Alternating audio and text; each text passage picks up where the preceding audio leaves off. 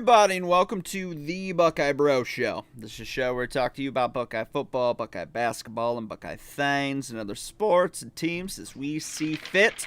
I am your royal host, Alex Bryan, a.k.a. King Buckeye, and I'm here as always with my co-host with the most, my Buckeye Bro, Hot Wheels, Travis Napper. What's up, Travis? The most caffeine in my body as well. So You got that large cup injecting Yes. it into your veins. Injecting it into my veins. Hey. Man, I had PT this morning, physical therapy, and I am dog tired. I had basketball practice last night. I am struggling. You're going to need all that to deal with it until Alex stops talking. Hashtag get Travis back into wheelchair rugby. Hashtag just, I need to see it in my lifetime. I need to see this man play wheelchair rugby. Next year, we've got to make a team. We got to make a team for that. I want him to just destroy people on the court, because they play wheelchair rugby on a court, and boy, the clips I've seen, holy crap, that would hurt.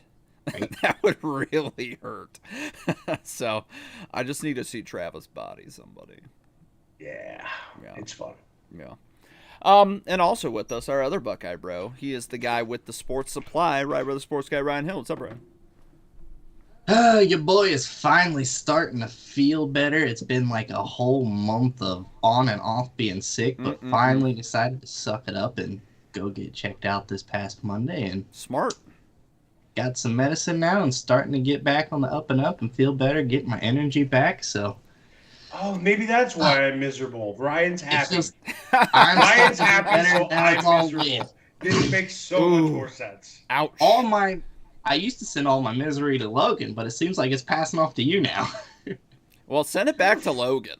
How did that happen? Actually, I don't know how it happened, but you started taking it, I guess. give Logan a bit of a break right now. One of his favorite players of all time just passed away, Pete Rose. So rest in peace. Probably Rest in 'cause peace Logan to Charlie Hustle.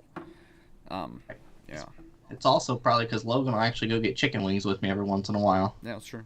It's true. Napper's always busy. Hey, I don't see any invitation, you fucker. To be fair, Travis probably spends enough time with the man calling wrestling events. So I mean, Which I am doing next weekend. Yeah, a little bit of Logan goes a long Are both way. of you really gonna miss the Oregon game?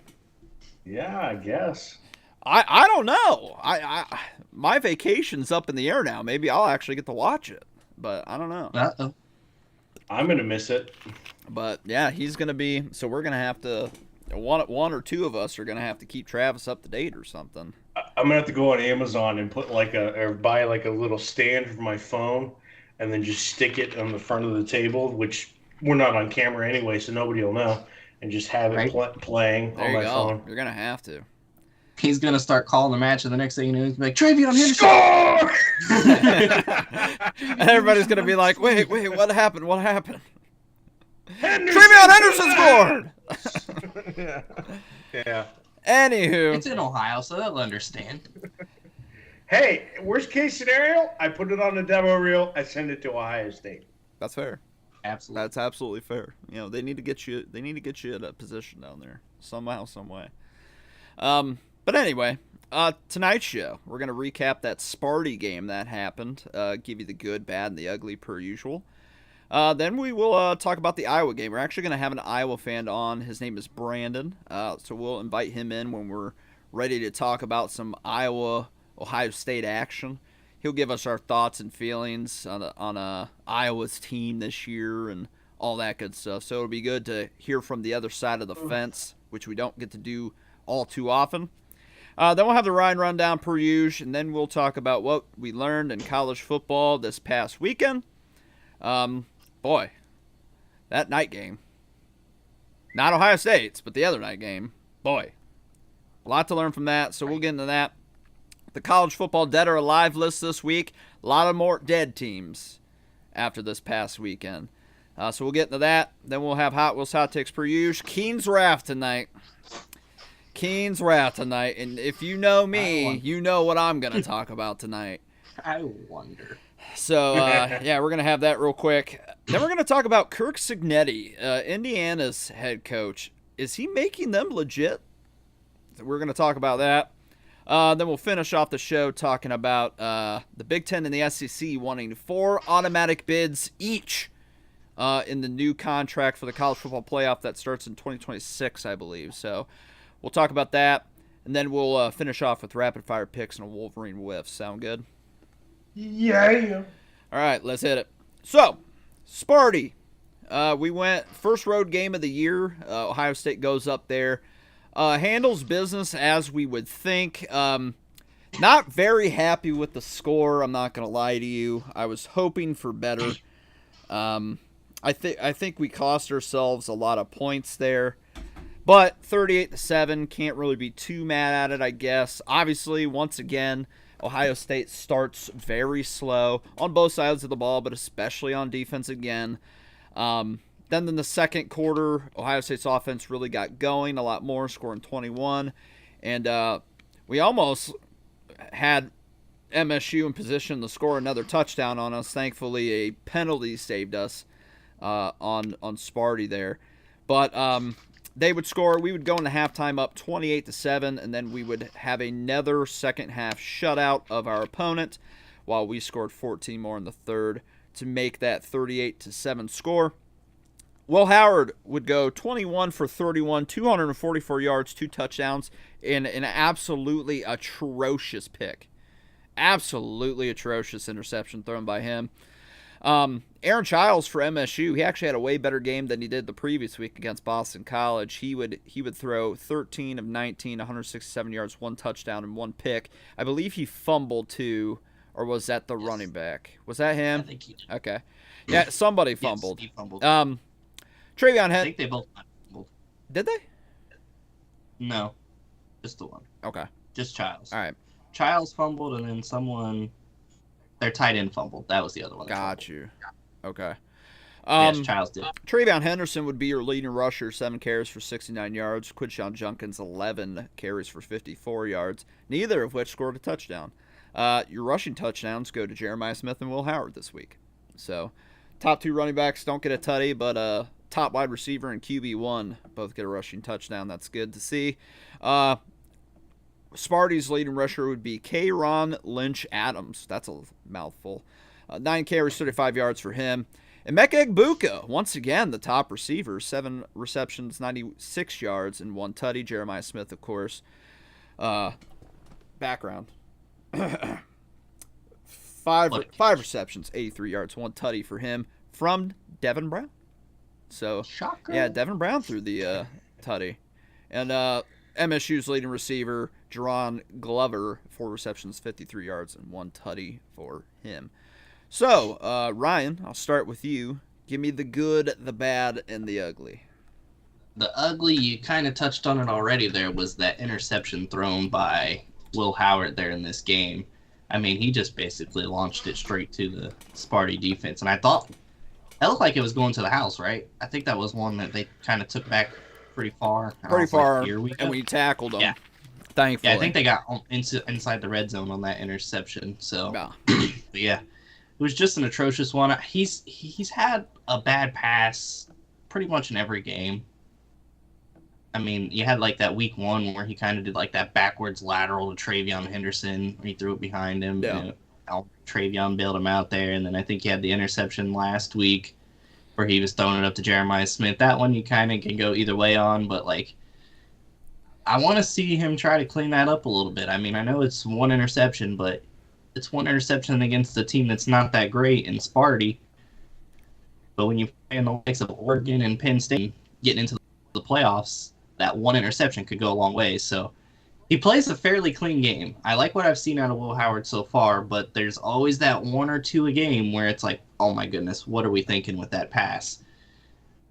So that right there is something that Will Howard can definitely work on. I wanted to put this in the, but I'm going to just put it in the bad case. Is again, the slow start overall, offensively, especially defensively here. You just can't keep having this happen. Eventually, you're going to have to try and put together a whole complete game against better opponents. Like I said, with Will Howard and his throws, like these are starts that you can get away with when you're playing the likes of Marshall and Sparty and Akron. You're not getting away with that. Maybe as soon as this weekend against a tough team like Iowa, or especially not in Oregon or Penn State, especially at Penn State, like Oregon's some of our looming. biggest games. Right. These are things that we were hoping would be cleaned up. These are aspects of the game where we expected to be dominant, and so far the defense, like, yes, they pitched a shutout in the second half. Yes, they've only given up 27 points total on the season. So it's like we're nitpicking here, but it's like these things. Yes, with this much talent, you have to. You have to nitpick these things, especially when you look at the opponents. Like, we'll be honest right there. When you look at the people that we're playing, these things can't be happening because other teams will take advantage of this. So the defense, I know they bailed themselves out by forcing those turnovers. That really, like, took Sparty out of the game, because if Sparty converts, like, the times that they get down there, even if they're kicking field goals, they're still alive in this game going into halftime. It's completely different than 24-7 at halftime. Right. But it's something that needs to be cleaned up, because right now the defense is playing some very soft coverage. I see my brother in the chat saying go. Ugh, that ugly team. Why is your brother saying that? Is he a Wolverine? Yeah. Oh, so he was the guy taking ginger-headed stepchild that the parents don't actually love.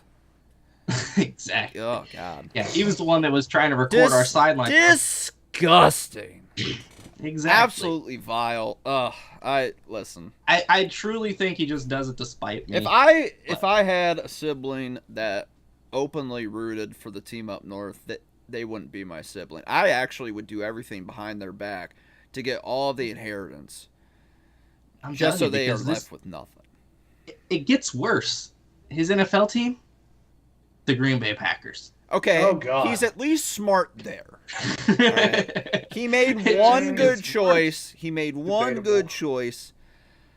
Usually the Wolverine fans end up being like Bears fans or Lions fans, so it's like, oh no, he loves. So he at least was smart in one aspect, but boy, he's an epic failure in the other. Wow, just. I will say though, he went with me to the Western Michigan game, and he was like, "You got some Ohio State stuff I can put on for this game?" So he's a fair weather. Yeah, like I said, I think most of it's just out of spite for me. Well, but he did wear an Ohio State hoodie to the game. What did you do to make him hate you so much? That's Ryan. That sibling rivalry, man. I'm telling you. My brother doesn't care about sports, so it is what it is. I don't think he truly cares so much. Like, he does enough just to make conversation with me because he knows I care about it. Terrible. But yeah, so the defense and the slow starts, got to fix that. Like I said, they build themselves out, forcing those turnovers in their territory there to really stop Sparty from getting on the board and scoring some more points than they did. Like to see that cleaned up. As for the good, I'm going to give it to Travion Henderson. I know the stats don't really show it with the 7 carries for 69 yards, but the more things he did, he created that play that's behind Alex. He created that play by picking up that block. Amen. The way that he was in there picking up blocks and everything, he played his role heavily in this game in more aspects than just the running way. So Travion Henderson gets huge props to me. I feel like we're seeing a completely different Henderson this year. Like, thank God. I think he's got some more swagger behind him. He's willing to do more things this year. So I love what I've seen out of him so far this season. Like, I loved what I've seen out of him other years too, but I feel like he's taken his game to the next level so far. Right. So I like that. Obviously, the wide receiver core as a whole, I'm going to give it as a good. I mean, Emeka Egbuka, he's really starting to catch fire lately. He's starting to prove why he was worthy of potentially being a first-round pick last year and coming back with the 7 catches, 96 yards, and a tutty. Jeremiah Smith, there's not much more you really can say about this guy other than wow. Like, every week he puts on a show for us. That catch over the 2 defenders on the sideline was insane, and then you got that one right there behind you where the one-handed reach out from Devin Brown. Absolutely filth. Insane. Absolutely. The man is crazy talented. I'm so glad that he actually decided to come here. Yeah, same. But overall, like, Tate had a solid, quiet game with 3 catches for 52 yards. Everyone else just kind of filled in the board there. G. Scott getting a touchdown this week. Nice to see the tight end finally getting. Yeah, that was a good one too. In there. Yeah, so that was nice. But Overall, I know what you're saying when it comes to the score. We can nitpick it all day long. 38 to I 7 wanted to doesn't be in seem. at least the 40s. I did too. I wanted to, and at the end of the day, that's Ryan Day. It could have easily been into the 40s, but when you pull everyone out and basically take your foot off the pedal, like this You game. basically ended up being the closest by default just because we scored so low. You had it I 49 think I to had 10. 49 to 10. Yeah. Yeah, 49 to 10. I, Yeah, I so I was got hoping I got MSU's points right on the money. But I was off by more. I had 52 to 7. So right. So overall, like I can nitpick at the score, but I think this is also just taking our foot off the pedal when we did. right. I think if we really wanted to, we would have been in the 50s in this game. Well, we kind of screwed ourselves early on too. We should have had more points in the first quarter as it was. It's true. But obviously with that pick, that turned into the only touchdown for them, and then Right. we had that near catastrophic thing happen with the penalty on the punt and stuff like that. So Right. yeah, we got very fortunate on that. They fumbled once and we got it, and we didn't turn it into points either in the second quarter. So we had our opportunities to get way more. Oh, yeah. Of course. The other good thing, I guess I'll throw in there, I forgot to mention it, even though I hated on the defense on the bad, the good was all the turnovers they actually did for us. Yeah. I know we wanted a bunch of turnovers this week. I think we had 2 fumbles and an interception. So overall, Yeah. good game by the Buckeyes. Final score doesn't really show how dominant they became after finally getting in rhythm here. Right. All right, Travis. Good, bad, and ugly, sir. I'll start with the good, and I'm actually going to echo what Ryan just said. Is this score doesn't really show just how well they adjusted, because I really was impressed with the way the defense adjusted.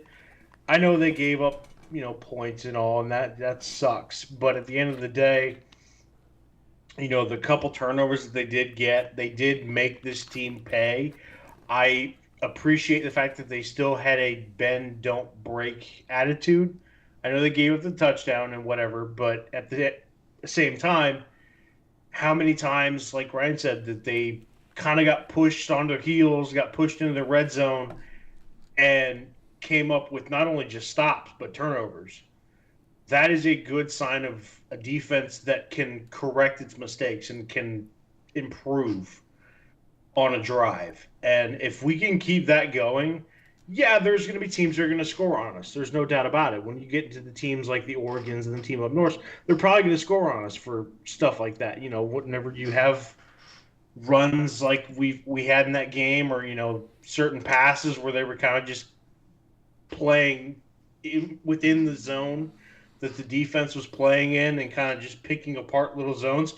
You get a good quarterback in there, he's going to do that. But I love the way that once you got into the meat and potatoes of the drive and you got in the red zone, they hunkered down and they made the adjustments that they needed to make to actually put the pressure on Michigan State and force these turnovers or force these end of drives. So very impressed with the defense on that. Again, wasn't really pleased with the slow start like everybody else wasn't. Not scoring into the 40s or 50s kind of sucks. But at the end of the day, a win is a win. They still scored pretty good. And like you guys said, if they had kind of kept their foot on the gas, it probably would have been a way more out of control score. It didn't need to be. I like the fact that we put in the other guys when we did. Because honestly, we didn't see that a lot last year. There were a couple games where it was still kind of right. Like there were a couple games last year where it was out of hand down the stretch, and they didn't put in any of the backups, even in certain games where we probably could have used it. I know it still was a relatively, I don't want to say close, but it was still a relatively close game. I love that they put in the backups and let everybody else get some reps. I think you're seeing a little bit of growth from Ryan Day in that regard. Maybe, just maybe, that's Ryan Day has more faith in Will Howard than he ever did in Kyle McCord. He's probably like, McCord needs all these reps that he can get. I mean, that's probably fair. Facts. No doubt about it. Facts. No doubt about it. I also think you're just seeing that he's realized a couple times now that your backup Yeah, your backup needs the experience because otherwise you put your backup in and it just does not look good. Devin 20, Brown's 2022 Georgia game should be all the lesson you need to learn about that one. right. Right. Yeah. Big. Could also be a credit to Chip Kelly being here. Yeah. Like, hey, this is what we got to do. I guarantee that's it. Absolutely. Right. Yeah, that's very true. Because that's your old head coach. That's a guy with way more football wisdom than you. That's now your OC. He's the reason. He's the reason this whole offense, especially the run game's operating better. And I'm sure he's looked at past film and been like, "Why the hell aren't you playing your backups more when you have the opportunity?" Like, you got to understand, and I've said it ad nauseum on this show. You got to build for the future too. You can't just focus on this season.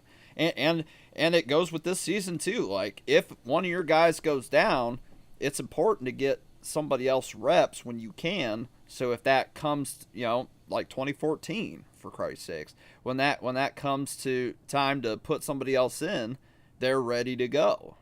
So it could be like that. Like, Will Howard got popped pretty good in this game. That's what I was going to allude to is like, you saw the reason why that's so important happen in this game. Devin Brown got hurt last year too, and he was out for a few games, and Kyle McCord wasn't 100%. I mean, there was a millisecond where everybody thought Will Howard out. Yeah, I was like, great, I hope we put in Julian saying, I hope this is saying time if that's what's going to happen, but. And I'm going to say it. I still, I'm sure we all agree. Julian saying to me is still the guy that should be the backup. I know Devin Brown threw that. Absolutely. I know Brown threw that touchdown, but let's not all act like Smith did not make a God-given catch to make that. It was God-given. He had to reach for that, and boy did he. Right. Good God. I mean, I'm not going to take all away from Devin. It wasn't like a terrible ball. It was a solid pass. Not, but he put it where only Jeremiah was going to get it. Jeremiah made that play more than Devin Brown made that throw. Right. But I forgot to say Ryan wanted 2 turnovers. You got 3. He wanted over 200 yards rushing. Did not. I mean, collectively got 185, so he got close. Can't be too mad. He wanted Will Howard 250 passing with 2 tutties. 6 yards off. Honestly, I'm surprised. I'm surprised they didn't run the ball. I know it says 35 carries. I was yelling for him to pass the ball more because we were just dicing him up when we did. Yeah. So I was it just seems weird that like. It's weird to see. It just felt like such a weird game. Right. Yeah, it's weird to see less than 15 carries for either one of those two. Just very weird things. And Ryan wanted the backups in, and you absolutely got that. And he said 49-10. Travis wanted 100 under 100 rushing yards defensively. You got that. I got that. You wanted 2 turnovers. You got that. You didn't get a Lathan or Caleb touchdown. But hey, turnovers happen, so that was good. You wanted under 100. I don't know. It wasn't Lathan. I forget who it was. I think it was Denzel Burke. Yeah, Denzel Burke. Denzel Burke got close. He got so freaking close. Boy, they just handed him that one too. Good Lord. Yeah. You wanted 100 under 150 passing yards allowed. A little over that.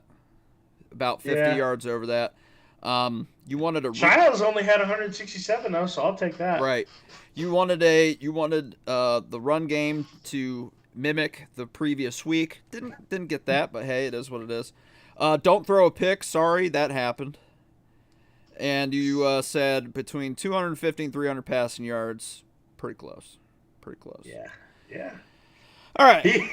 They just keep getting closer and closer to that 300 mark. Closer. Not close, but no cigar. It's not going to happen the next 2 weeks either. I hate to tell you. Hey, I'll say one good. Kickoffs. Not screwing up. Not screwing up this week. Yes. Thank God. And didn't our kicker go 1 for 1 on field goals? He did. There you go. All right. He didn't bomb this week. They gave him another chance and he didn't screw up. Wonder why. Even punting was pretty good. Yeah, even punting was Three pretty good. three punts, 2 of them in 20 yards. Yep. Yeah. Yep. Beautiful. For me, the ugly would definitely be the slow start, of course. We, especially in a week and a half, we're going to need to be fast and efficient from the jump. It looks like Oregon's getting better and better, although they didn't put up as much on UCLA as I thought they would by the end of it. Still, they're looking a lot more polished as the weeks go on. I think they're starting to put the pieces together, unfortunately, just in time for us to come to town, right?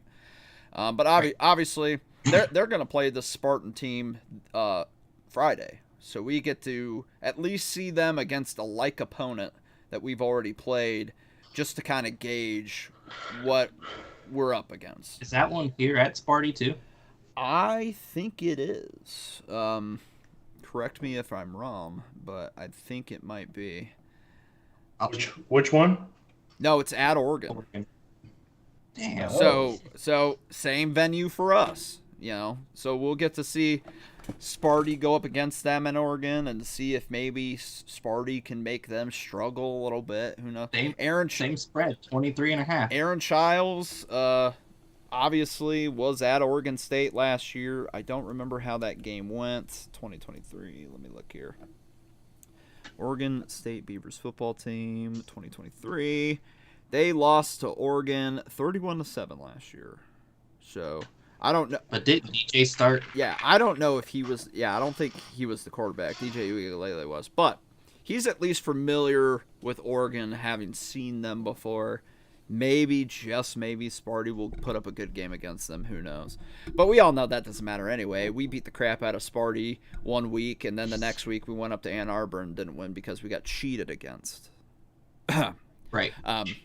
But anyway, so yeah, the ugly for me would be starting off slow, and that pick. God, that was atrocious, that pick that he threw. I don't know what the hell he was seeing, but it led to the only points. Otherwise, we would have got probably our second shutout of the year, which would have been nice. Right. So if that doesn't happen, Ohio State probably wins like 40-45.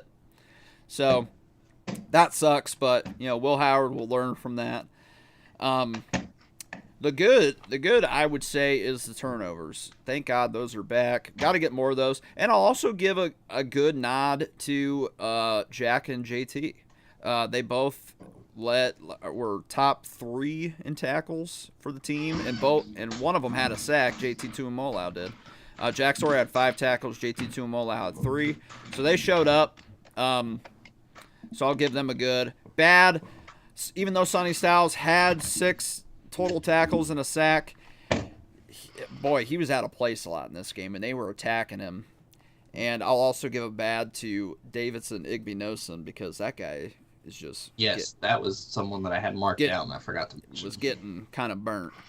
So yeah, a little bit. He might end up being a liability in the long run, unfortunately. Maybe Jermaine Matthews Jr. should play a little more, swap out with him. I don't know. They'll get it figured out. Another ugly, Jim Knowles' defensive scheme in the first half especially. Why the fuck are we playing? I can't even get mad at Davison Igbinosun on this. Why the fuck are we playing a guy 10 yards off the ball when we're deep in our own red zone?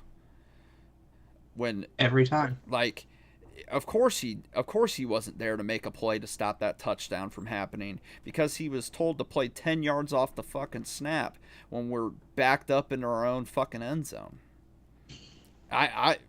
Jim, and then I see another rumor article of Jim Knowles and Larry Johnson getting into it again. I'm like, it's probably true, because Larry Johnson's probably like, you're setting my guys up to not be successful with whatever scheme you're running.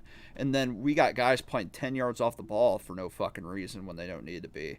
I don't know if there's a lack of trust there to cover. I have no clue what it is, but that needs to get fixed within a week and a half, because we're going to be playing some really good wide receivers with Oregon. So just absolutely drives me fucking nuts that happened. And another good, I don't know if I said it, the wide receivers as a whole, I agree with you guys. Just, they're getting open, they're making plays. Emeka's looking like his old self, which is so refreshing to see. Jeremiah Smith, Good God. Good absolute Lord. He is just an absolute tank. I know him and Ryan Williams from Bama are kind of duking it out right now for who's better. I think Zach Smith said it best. He said Ryan Williams is a more dynamic player, but Jeremiah Smith is the better overall receiver. Just because of everything that he can do. Like Ryan Williams, he's a freak. Don't give me. And I was yesterday years old when I learned that Ryan Williams is the cousin of Venus and Serena Williams. So I guess that makes sense why he's so athletic, because it probably just runs in the DNA. So, but yeah, Jeremiah Smith, he's an alien. We knew this before he even took a first snap at Ohio State, and he's just showing it every single week. This dude could play in the NFL today. Just imagine what he's going to look like in his last year at Ohio State. God. Yep. God. And Julian Sand's going to be thrown to him too, so that's going to be nice. So I wanted 2 turnovers as well. Got it. Defensive touchdown. Didn't get it. Under 175 total yards. Didn't get it, unfortunately. But we held him to a reasonable thing. I think we let him pass on us a little too much, so that sucked. I wanted us to finally establish an identity. I still don't know if we've done that, so I can't really give that to him yet. Will Howard, 300 yards passing, did not get that. 150 total rushing yards, got that, thanks to the quarterbacks and a wide receiver. So Great. I'll take it, and I also wanted Sand as well. Got it. What a beautiful passer that kid is. Good sweet Lord. I wanted them to let him throw it a little bit more. Didn't get that opportunity though, of course. But all in all, a good start, not a great start to the Big Ten campaign. Now we're on to Iowa. So I'm gonna bring in Brandon here. Let's see if we can get him in here. Where did Ryan's camera go? It disappeared. Why do you disappear? Oh, maybe I need to like click on something here. Hold up. What happened? Why is your face is gone? There we go. There we go. All right. And now on to Iowa. And now we got Brandon on here. Brandon, can you hear us? Maybe. Possibly. I know he's muted up there. Oh, is he muted on Skype? Can you hear us, Brandon? Yeah. Are you talking? I see your bar moving. No, not yet. You can't hear us? Should be able to. Hello? We can hear you. I heard that. We can hear you. Can you hear us? I can't hear anything. Okay, hold up. I don't think it's anything on our end. Ryan, can you still hear me? Yes. All right, cool. You can hear us.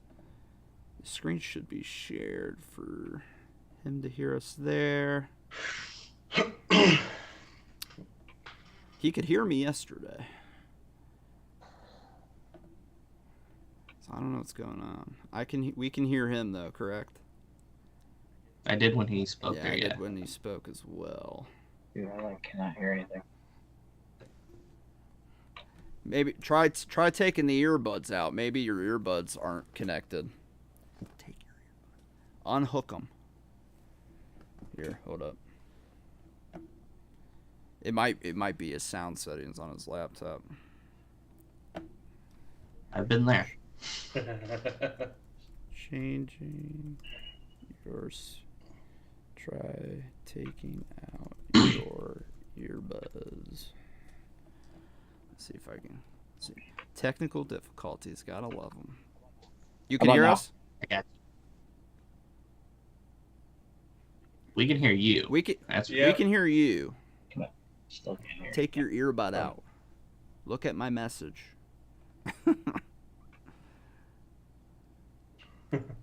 I say, yeah, I've tried to do like earbuds and it just doesn't work. Yeah, Nope. that's why I use just normal headphones. Because the Bluetooth always fails. Yep, my Bluetooth failed and I was like, it was not gonna work. We can hear you. He's not looking at the message. Look at the message.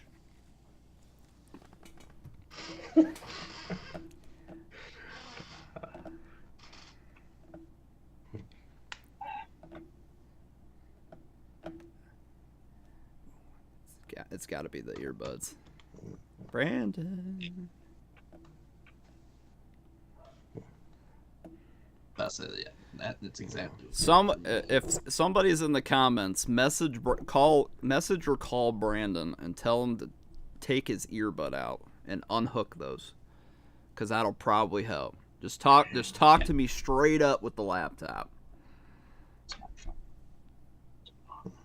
because it's gotta be his sound setting. Oh, now the flag's falling.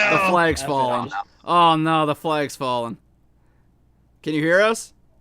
Oh. All right, Yeah. perfect. Yeah, it was the earbud. I knew it. It probably didn't recognize on his computer or something. There he goes. Now he's fixing it. He's fixing it. No, my headphones weren't working Yeah. for some reason, which is weird because they work on my normal. Bluetooth, man. It was probably your sound settings or something on your laptop. It wasn't picking them up, maybe. Yeah, I can't get my headphones to work either on here, so I just. Yeah. He just. It worked for StreamYard. Yeah, that's crazy. So. Anyway, welcome on to the show, Brandon. He is an Iowa fan. Just a quick little rundown here for Iowa. According to my magic book that I always go by, they have 15 returning starters this year, 6 on offense, 8 on defense, and a kicker. Of course, Kirk Ferentz, the longest tenured Big Ten coach, almost in history at this point, right? Or is that record already broken? Yeah, he's still going, man. Somebody behind him, I can't remember who, just Saban, I think, was second, and then I can't remember who's. He's been around my now, entire childhood, so that guy's been around a long time. Yeah. But Iowa coming into this game 4-1 or 3-1, right? 3-1. Yeah, 3-1. Yeah, we had a little mix-up. Yeah, the only loss being to Iowa State, and me and Brandon talked about that. That should have been a Hawkeyes win. They should be undefeated right now. Cost me my parlay. Cost me a parlay as well. I was very. Iowa State's still undefeated. I don't know if they're just having one of those fluke magical years that they do sometimes. But it is what it is. Iowa still has everything in front of them, of course. One of the top defenses in the country per usual. A little lower than what we're used to seeing it. Usually they're in the top 3. I believe I looked today, and they are 18th. Yes, they're 18th in total defense. Total offense-wise, they are in the 70s the last I looked. Much improved. Yeah, much improved, though, from last. I mean, Iowa fans can't be mad when they aren't 130-something in total offense. I mean, that's the best part for them. I can't find where they're at right now. But Brandon, go ahead and give us a rundown of what you're thinking about Iowa so far this season and where you think they can go from here. Well, anytime we lose to Iowa State, it's always going to be one of those losses that you can't stop thinking about. I'll be honest with you. When I was 12, we lost to Iowa State, and we went 11-1. I think we beat you guys too. It was like was that 2017? Or no, you're talking about way earlier than that. No. 17 we weren't. Well, which I don't know how that. Still don't know how. I remember in 2000. JT Barrett. I remember in 2002 that we didn't play each other, but we shared the Big Ten championship. And yes. Other than that, I can't remember before 2017. I can't remember the last time we lost to you guys. I'd have to look that up, but keep going. I'll look it up. 2005 or 6, I think, one of the magical It wasn't years. 6. That's all I know. Yeah, I'll have to look. I'll have to go through my archives. I got you right now. So we have a better offense. Yay, 2004. whoop-de-doo. That's what. Yes, thank you. That's what we wanted. We wanted a better offense. We are happy, sort of, with what we got. I mean, we got a guy. I don't know. You may not know who Caleb Johnson is, you should. That running back? By the way, you will learn on Saturday. That running back is definitely, if he keeps going the way he's going, he's going to be in New York by the end of the year. Not saying he's going to beat anybody or win it. I'm just saying he will at least be in New York if he keeps going. A little sad. I'll flip over real quick. A little sad on the defensive side with as many people as we returned on defense. I really thought that we'd be a lot better than what we are right now. And granted, a lot of teams would kill for a 3-1 record, and that 3-1 or that loss being to a undefeated team. But I still think we are a better team than Iowa State, and they're like top 20 right now. So, I just, there's a lot of things that, it's with Ferentz. As long as this man's been a coach, he's one of those guys. I wouldn't say he reminds me of Bill Belichick, but he sure as hell references him a lot, and the 80s. He loves talking about the 80s. But he's very same old stuff. Like, this is his way or the highway. And it was quite a shock when we hired, I'm not sure if you remember, he used to actually was a coach for our offensive coordinator, was an analyst for Green Bay. And what's funny is big of a Packer fan as I am. See, another smart guy, Ryan. Another smart guy. Another Packers fan. So Yeah, like, I was happy. I was happy with the hire, and I said to my co-host, I said, we're going to be better. I promise you, we will be better. If we are top 60, you're 65th right 60. now. I went a little crazy. I know, and I didn't think we'd be this good right now, but it's a lot of running. Yeah.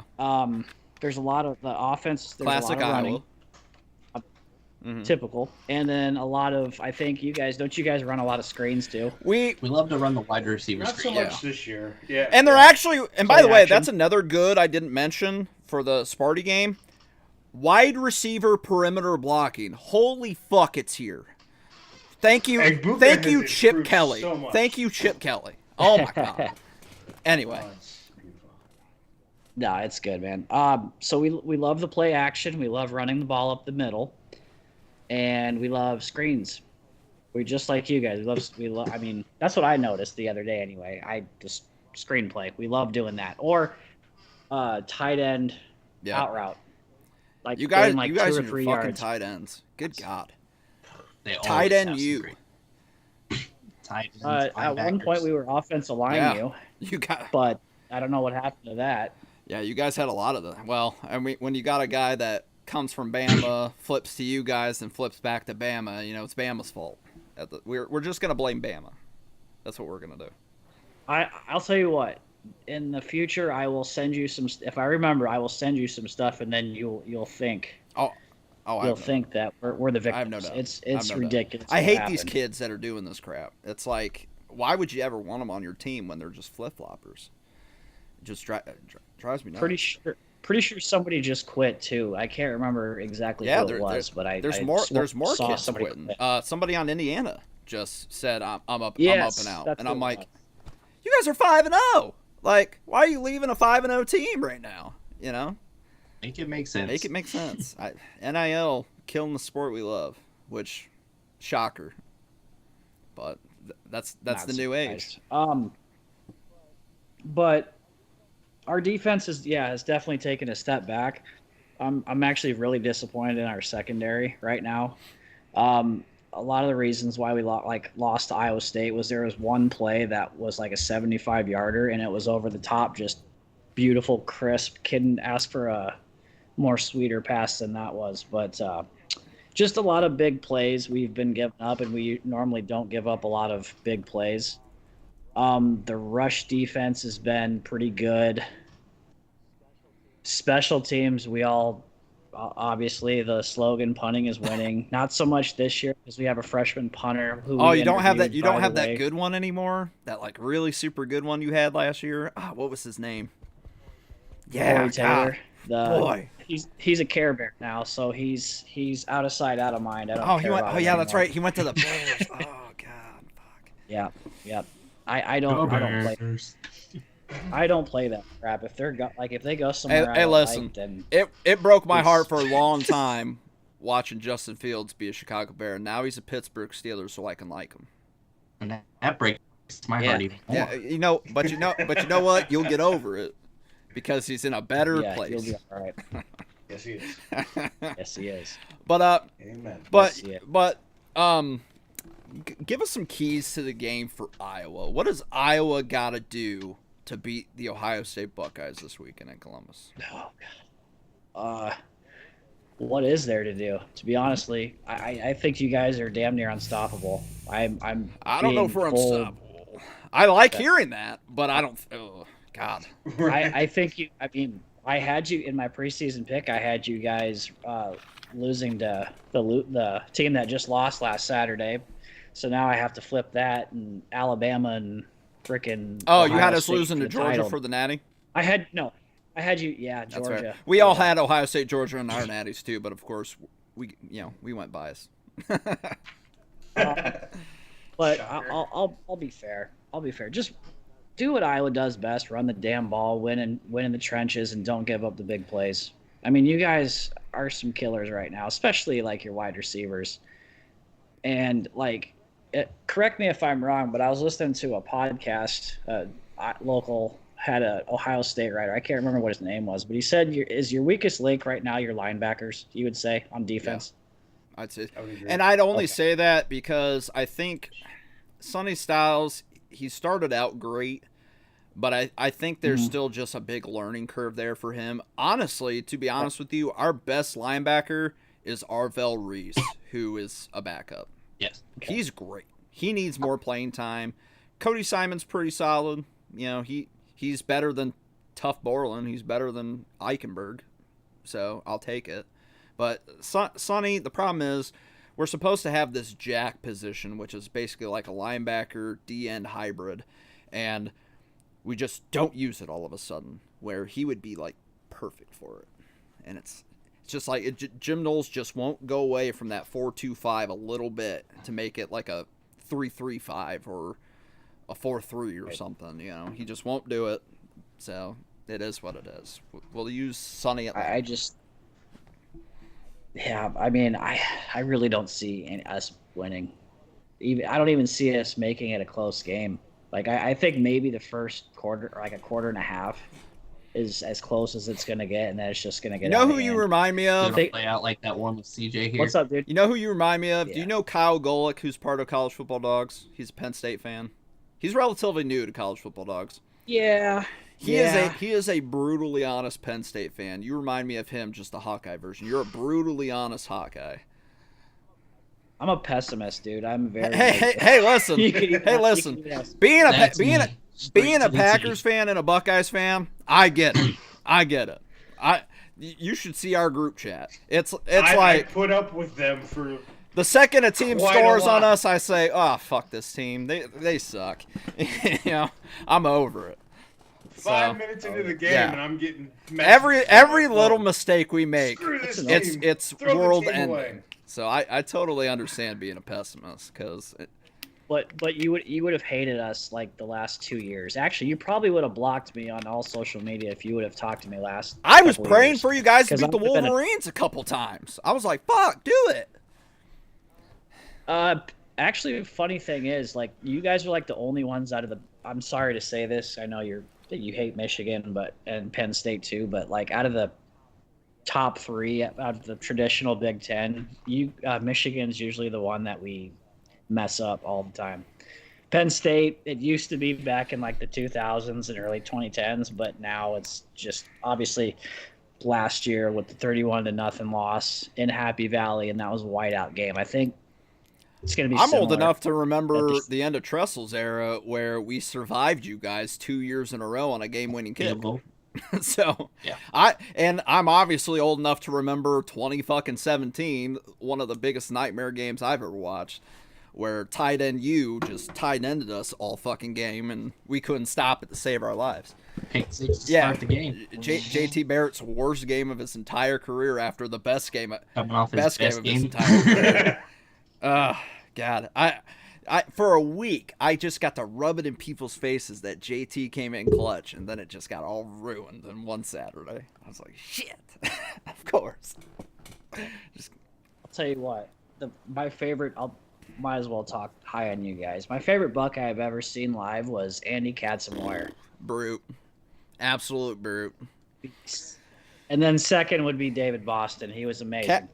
Yeah, I had season tickets in the 90s and then like the early 2000s. So like this was kind of like when Kirk was like just getting started. So it was very brutal. I saw a 1-win Iowa team in like 99, I think it was. It was terrible. But I was young. I was happy. I didn't care. So I got to see like Tom Brady, like Drew Brees. Damn.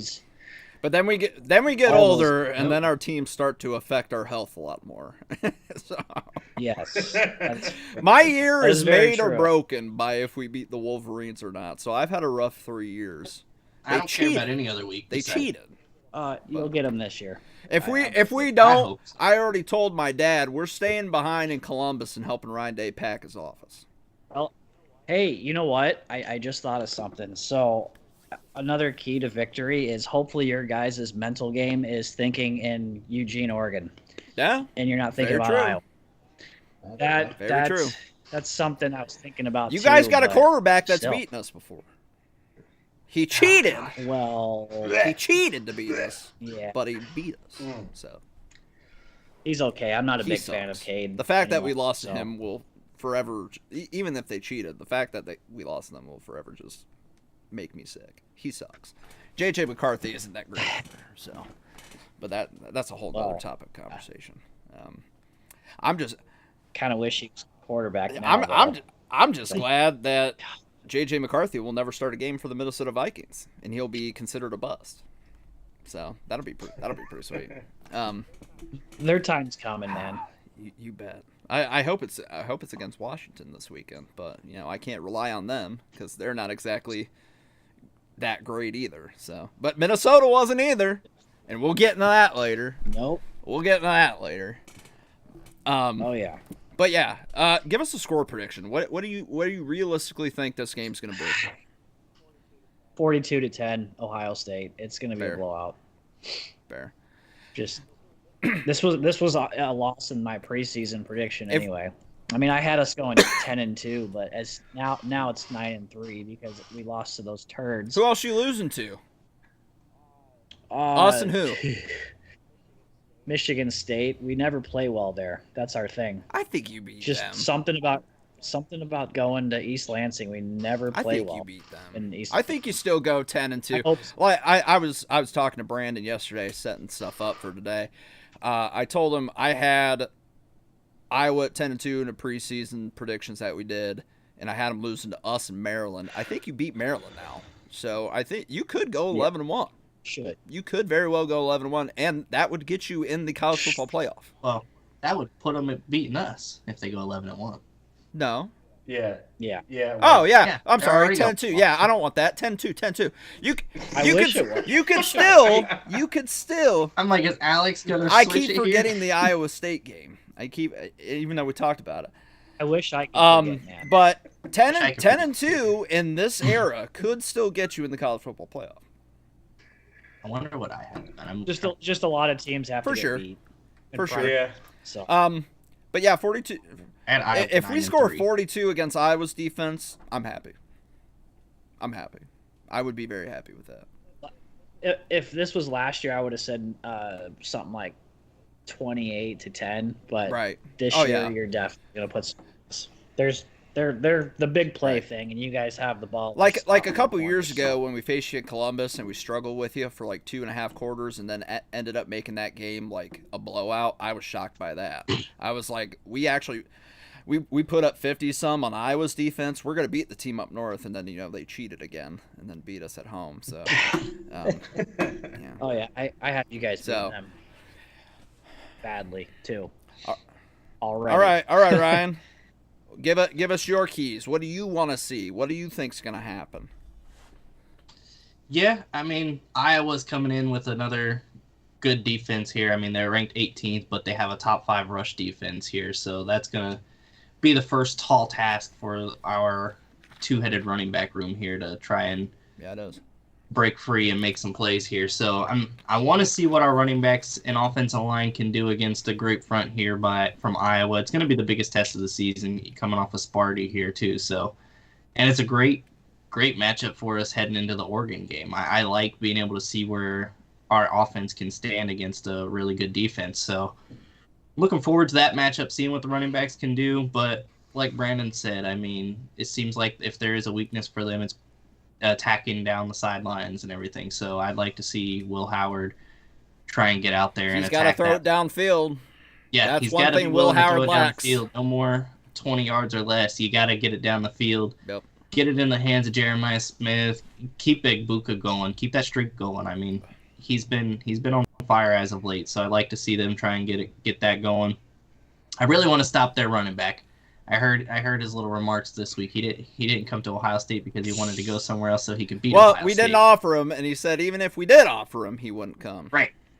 So fair enough. I saw those remarks and I was like, okay. I liked him. I was like, he looks like a great running back. When was the last great Iowa running back before this one? I'm picturing him. I can't think of his name. Sean. Yeah, there you go. That's who I was thinking of. Yeah, that they're already comparing him to him. Like he's gonna break it if he keeps going. He's gonna break his records for rushing yards at Iowa. Not bad. So, I think that's gonna be a fun contest to see our defense try and slow him down because he, from what I've seen of him, the clips I've seen, he looks like a really great back there for Iowa. So. Yep. Want to be able to try and get in there and slow him down, but overall, I just want to see the offense try and get going out the gate because this is a good defense, like I've said many times here. I want to see them attack downfield. I want to see a few big plays, like over 20, like you said. You gotta attack down the field. You can't just try and nickel and dime them down the field because we've been in those battles with Iowa, and eventually, like we can pull away, but you gotta try and make. I'm just glad it's plays. at home. Right, with all the talent that you have, you can't give them any type of room to hang around and call for an upset. But overall, defense start faster, shut the running back down. If you can make Iowa one-dimensional with the pass game, you definitely can make this an ugly game for them. I'm not sure where they stand on the passing category much. Mid right there. So it's better than it's been because Kirk's son is gone. The Achilles heel. I don't see Ohio State really forcing many turnovers in this game. I think Iowa's seems to be a fundamentally sound team. I don't know. Do you guys turn it over very often, or is it just kind of? He has the same amount of turnovers as Will does. Yeah. So it's really no fumbles that I'm. They keep it on the ground. So that that's. They keep it on the ground a lot to not have the turnovers. So I don't really see Ohio State forcing turnovers. If they get one, I'll be really excited about it. But I think this is just going to be a game where you have to classic Big Ten bout. Classic battle, Big Ten battle right here. Where you just got to force them off the field. And I think over the time, Ohio State's strength. I mean, they probably will have like a little slow start, like we've seen. I hope that it doesn't happen, but I think after a quarter, 2 quarters, Ohio State will start settling in and get things going in the end. So Will Howard, I'm going to go 250 again for him with 2 tutties. I'd like to see the running backs hit that 175 mark. I think Iowa's averaging like 62 yards a game right now, giving up on the rushing end. So I'd like to see Ohio State really try and add to that number a lot this week with the 2-headed monster that we have. So 175 and one of them to get back in the end zone this week for sure. But overall score prediction for this game, it's, in my opinion, it's going to be probably around the same as this last week's game was. I could see it being 38-10 Ohio State. 38-10. Okay. What about you, Trev? So, I mean, pretty much what Ryan already said, but my thing is the biggest key is just getting that run game going. In my opinion, trying to attack the middle of that defense as much as possible with the run game and seeing if you can break through and wear down the middle of the defense to kind of work your offense in as fast as possible. They're probably going to have a slow start, like Ryan said. I don't perceive Ohio State to really get the ball going too quickly right off the bat. I'd like that. Obviously, we all would. That'd be nice. But I don't see it happening, especially with a really good defense. Uh, I could see them probably trying to attack the sides a little bit more, just to kind of get a rhythm going. But I think for me, I'd love to see them just attack straight at that defense and see if they can't wear them down to make that second half comeback that they usually end up making happen a lot faster. I don't really expect too much from Will in this one. That's fair. Like Ryan said, 250 probably. I think I need to see him play good. Obviously, I am not relying on the passing game in this one. I think if I'm Ohio State, I'm just trying to really attack that run defense and see if we can't wear it down. Just do enough to not mess up. Like I said last week against Michigan State, I really just want to see Will do enough to kind of keep the ball moving, use his legs if he has to. We saw that a little bit last week. Don't get hit as much, please. I don't need another heart attack like I had last week. Right. So that's what Will Howard, stay safe. Right. That's key number one for me for Will, is just stay safe. So that's another reason why I think the best odds for this game is to keep the run game going, because you don't need to put Will Howard in too much of a situation where he can get hit again and we have even more issues with that. You got the monsters, use them. And even with the wide receivers, I wouldn't mind seeing – I don't think we've used it very often, but I wouldn't mind seeing some of the wide receivers run in the run game and, do some toss-arounds and see if we can't get that going. Yeah. It's like jet sweeps and shit. Yeah, jet sweeps. Yeah. That's what I think we got with Jeremiah Smith last week. Yeah, we did. Yeah, you don't see it very often, but you see it every once in a while. It's effective when you got speedy receivers. Right. So defensively, kind of what Ryan said, kind of just be good defensively on the run game. Work to try to make Iowa one-dimensional, obviously.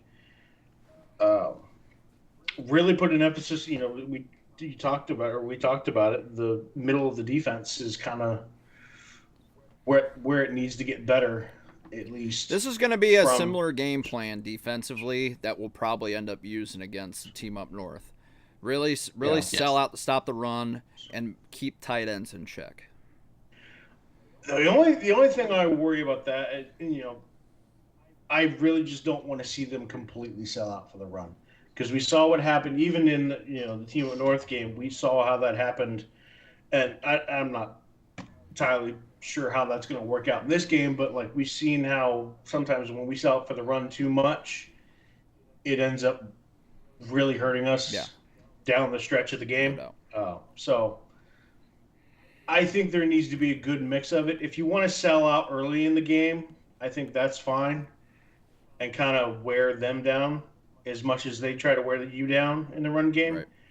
But once that second half happens, kind of back off of it a little bit, in my opinion. For sure.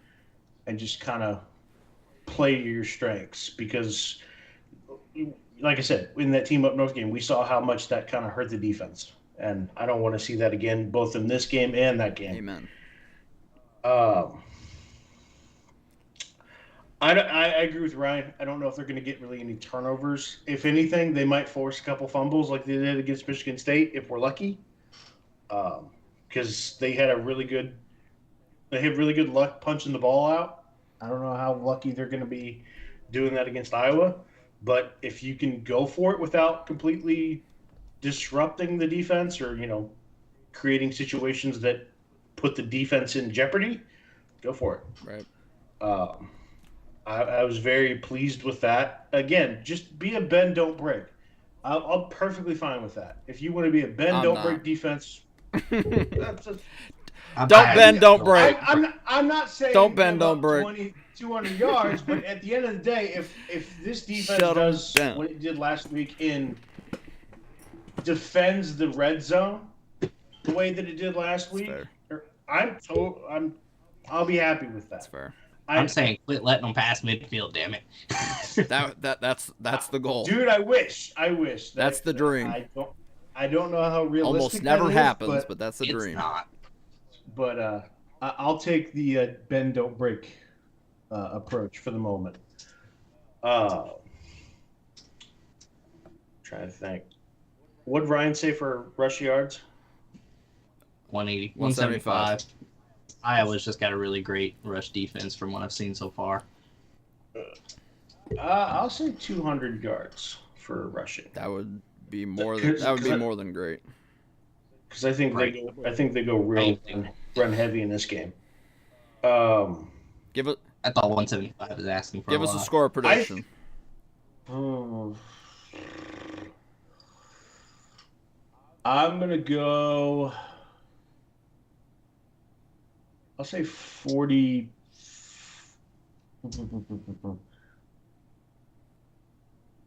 48-10. 48. Wow, look at you with the weird number. I also second what Brandon said. Don't look ahead to Oregon. God, please don't. You got Iowa on the Please fucking field. don't. Pay attention to Iowa.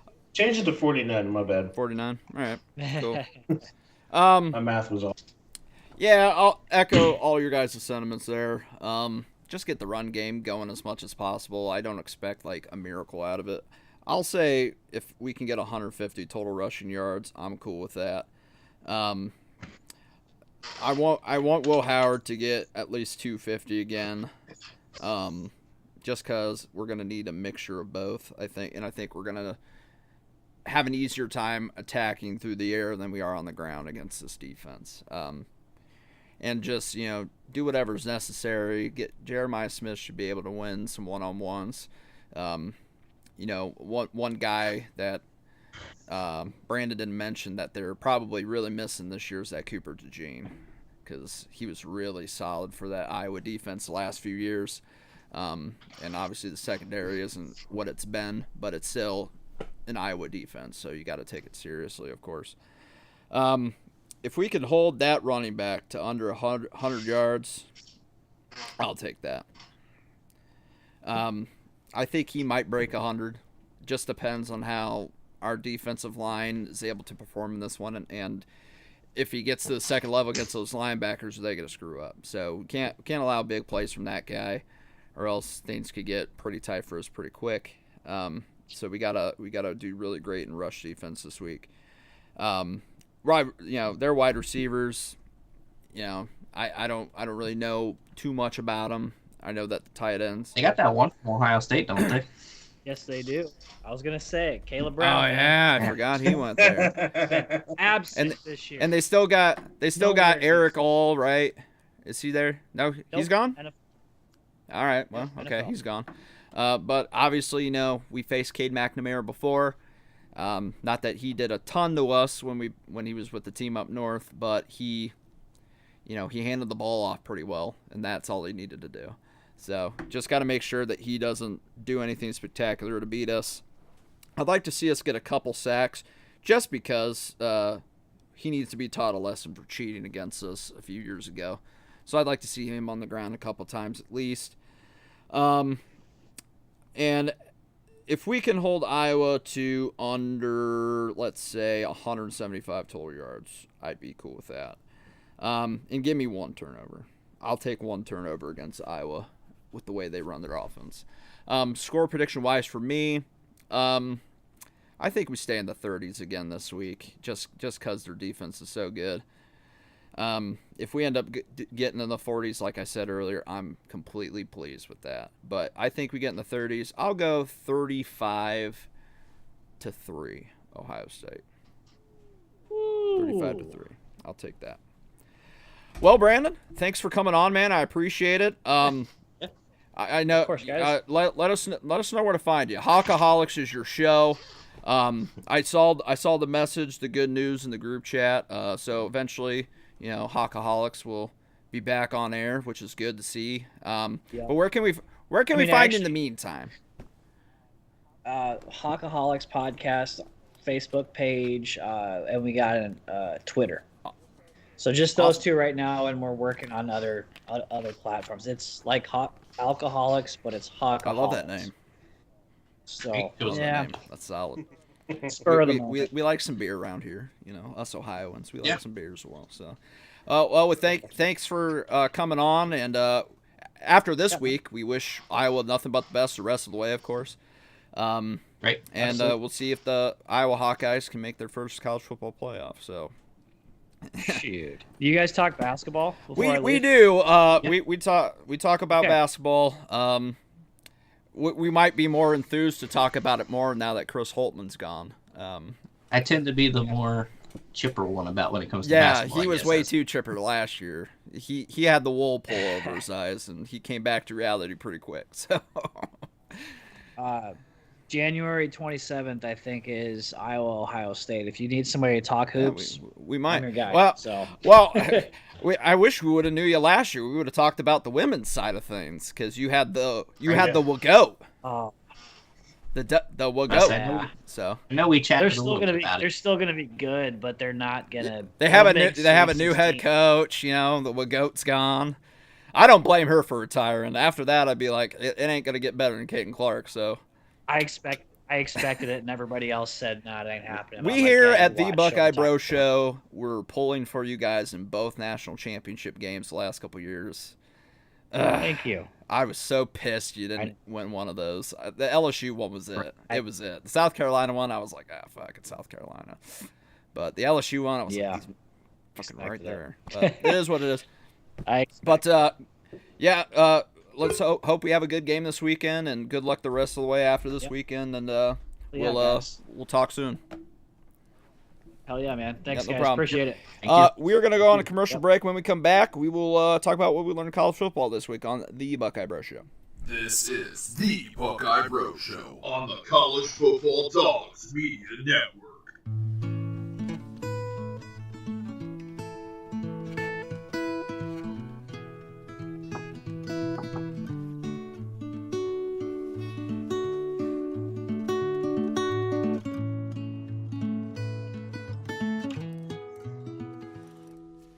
Hey there, darling, let me count on you. The road is long and I'm scared what I might find.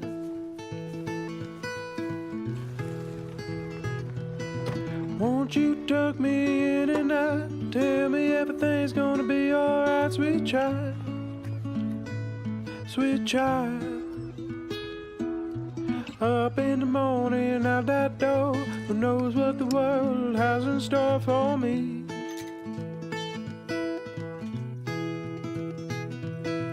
I'll be safe with you by my side. Ain't nothing out there can't take in stride. I know you hold me up. You hold me up. So I can fly.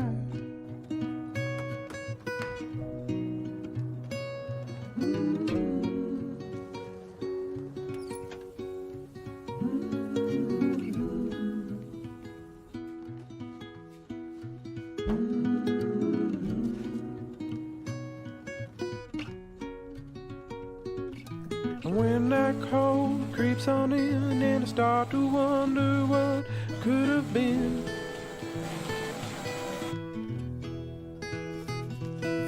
I'm just gonna close my eyes so tight, take your hand and keep me to the morning light, to the morning light. And ain't it bright?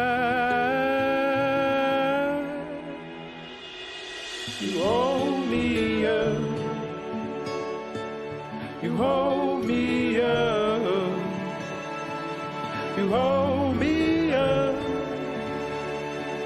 So I can fly.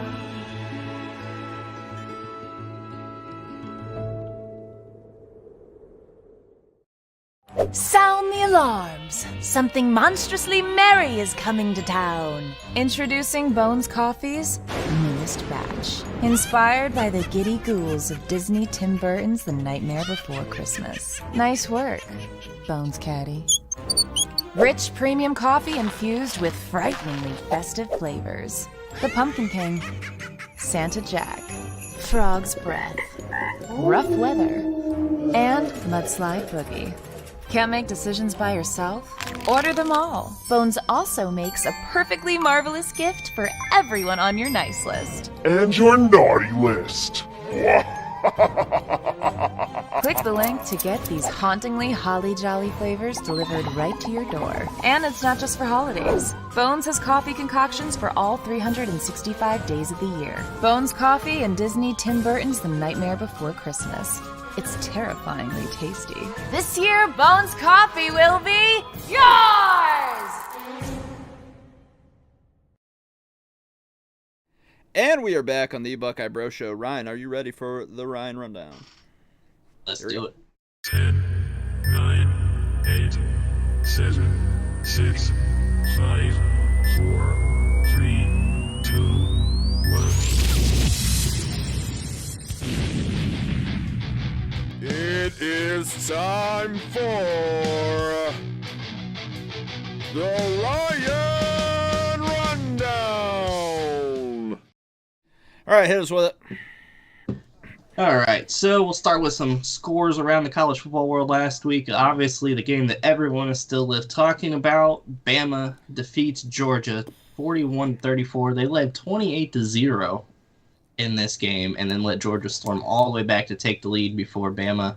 You're going to end up talking about it when you get to the NFL, but do you find it odd that the college and pro team that both don a G on their helmet both went down 28-0 in a game, both battled back to make it a close game, and both ended up losing on a late turnover, basically? Yeah. Sports. Oh my God. Sports might be rigged. There's a lot of Georgia players on our defense too. Sports might be rigged. Or that was just a beautiful moment this weekend. I can't stand either one of those teams that put a G on their helmet. So, I was happy with it. But yeah, I see your point. I was thinking the same thing. I was like, man, both teams went down the same score. Both teams came very coincidental. Very eerie. Very weird. Right. But yeah, Bama finds a way to get the win. That was one hell of a Kirby football just game can't beat Bama, I guess. I thought post Saban, Kirby takes over. He just sees the Crimson A and just can't win. I was about to say, I saw some Buckeye fans posting on Twitter, X, whatever you may call it nowadays, where they're like, Ohio State fans who want Ryan Day gone for losing to the team up north. Look at Kirby Smart. He's out here winning natties at Georgia, but he still can't beat Bama. Listen. Get over it, Buckeye fans. And I'm like, can't get over that. Can't get over that. Sorry. Bama, Georgia is not the same as Ohio State team up north. Not even close. Right. But it is true. He can't beat them for some reason. He did once. In one of the games that mattered the most, which is right. Like, how didn't he choke that one? He can't beat him any other time now. You know, it's ridiculous. Nope. Another big game that happened on Saturday night, too. Penn State defeated Illinois in the whiteout game. Sure did. That was a dogfight game there. That was a classic Big Ten battle. Penn State found a way to pull away at the end. There. And then earlier window, Notre Dame defeated Louisville 31-24. I think Notre Dame had that one like in the bag for a little while, and then Louisville came back to make it a game. Boy, they are the only team with 2 wins against top 25 teams, but they have that one loss. That's just a giant blemish. Which, by the way, that team I don't think has won a game since that win. Right. So no. Everyone believed them. They put them in the rankings and everything, and it just went to crap right after Imagine that. Flatlining after that big of a win. God. Right. And then, I don't know why, but I didn't write the score down. Kentucky defeated Ole Miss. I believe they beat them by 3, 20-17 or something like that. Yeah, it was because of a missed field goal. Yeah, that missed field goal at the end that went wide left. Yep, shocker. You know about that. Right. And then Kansas State, they went in and took care of business against Oklahoma State 42-20. I thought Kansas State was on the downward spiral, so I took Oklahoma State in that one. And that entire conference is drunk. Yeah, it is. It's like the whole NFL. We'll get into that later. And it's because of Cam Rising being out. Yeah. Yep, I didn't put them on there because I know we'll probably touch on that later. But NFL NFL scores. The Raiders go in and defeat the Browns 20-16. A holding penalty. They I don't know. were robbed. That was not holding at all. That was not holding. That was a touchdown. That was a touchdown. And that's egregious. How so you can't Raiders- review that? Like, you cost a team a win.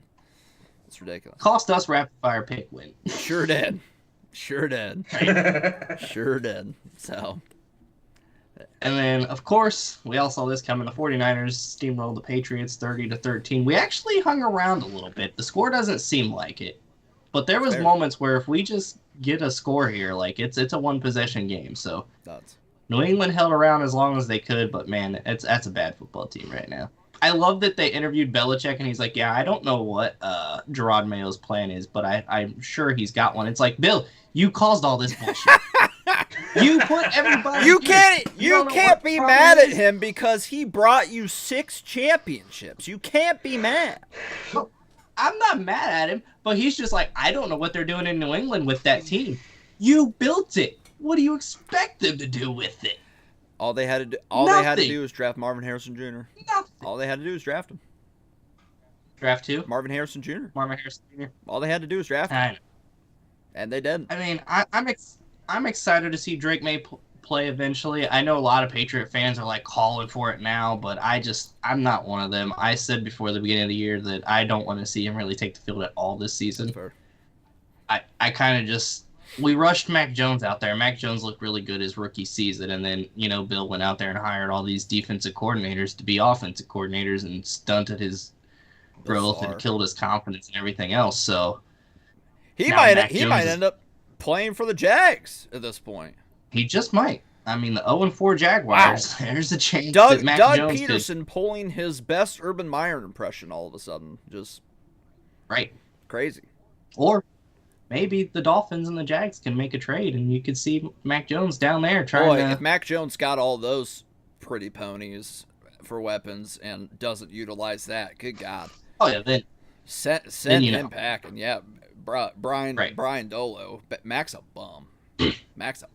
He's I will never, ever forgive Kerry Coombs for letting that bum dice us up in the natty. Ever. Here's the one thing about Brian Dolo down here. If he calls someone a bum, that means he respects them. He'll tell you that. He's like, if I call him a bum, he calls LeBron James a bum every single day.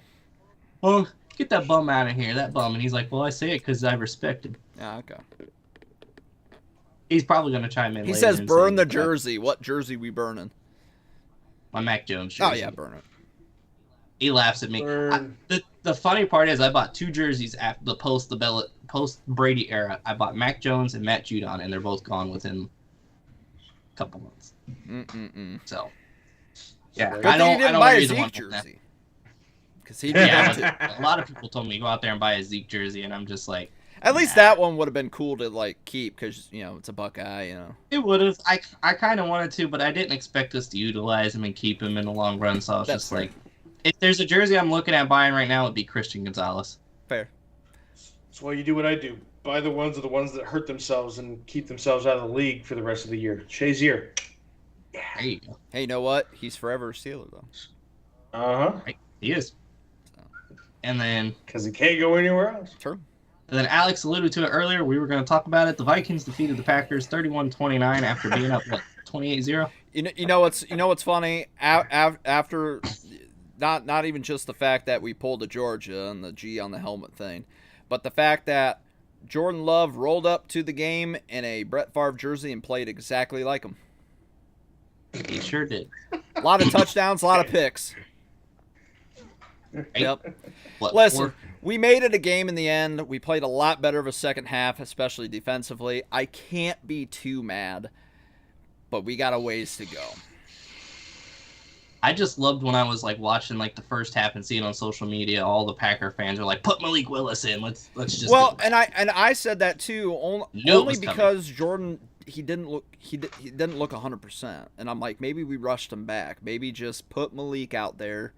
And let's salvage what we can of this game. I mean, Jordan, he did throw for a lot of touchdowns. He looked good at times, but he didn't look 100%. So I was like, let's not re-injure him if we don't have to. You know what I'm saying?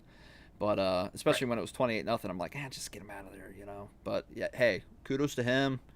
Pulled it together a little. I mean, he did throw that dumb pick at the end there, which I was like, what are we doing? Why are we throwing up Hail Marys here? We don't need to throw a Hail Mary in that situation. But it's something to learn from. Last year, the Vikings blew the doors off us in one game, and then we beat the hell out of them the next. So we get to play them again. That's divisional game for you. I don't know who told the Vikings they were allowed to be good this year, but they are. So now we have a real division fight on our hands this year. Again, the best part about this is Sam Darnold looks great, which means JJ's just going to have to keep. And that's the only saving grace of them being good is the fact that JJ McCarthy will never start in the NFL probably. So fingers crossed. Fingers crossed.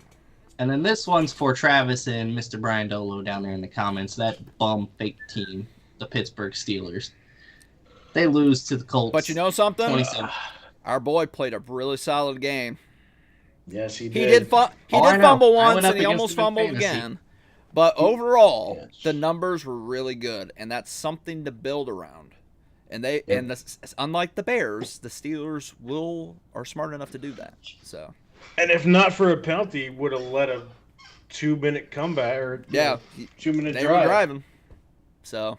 I mean, the Steelers probably have one of, if not the best coach in the league today. You know what though? The Steelers realistically lost that game when Anthony Richardson went out.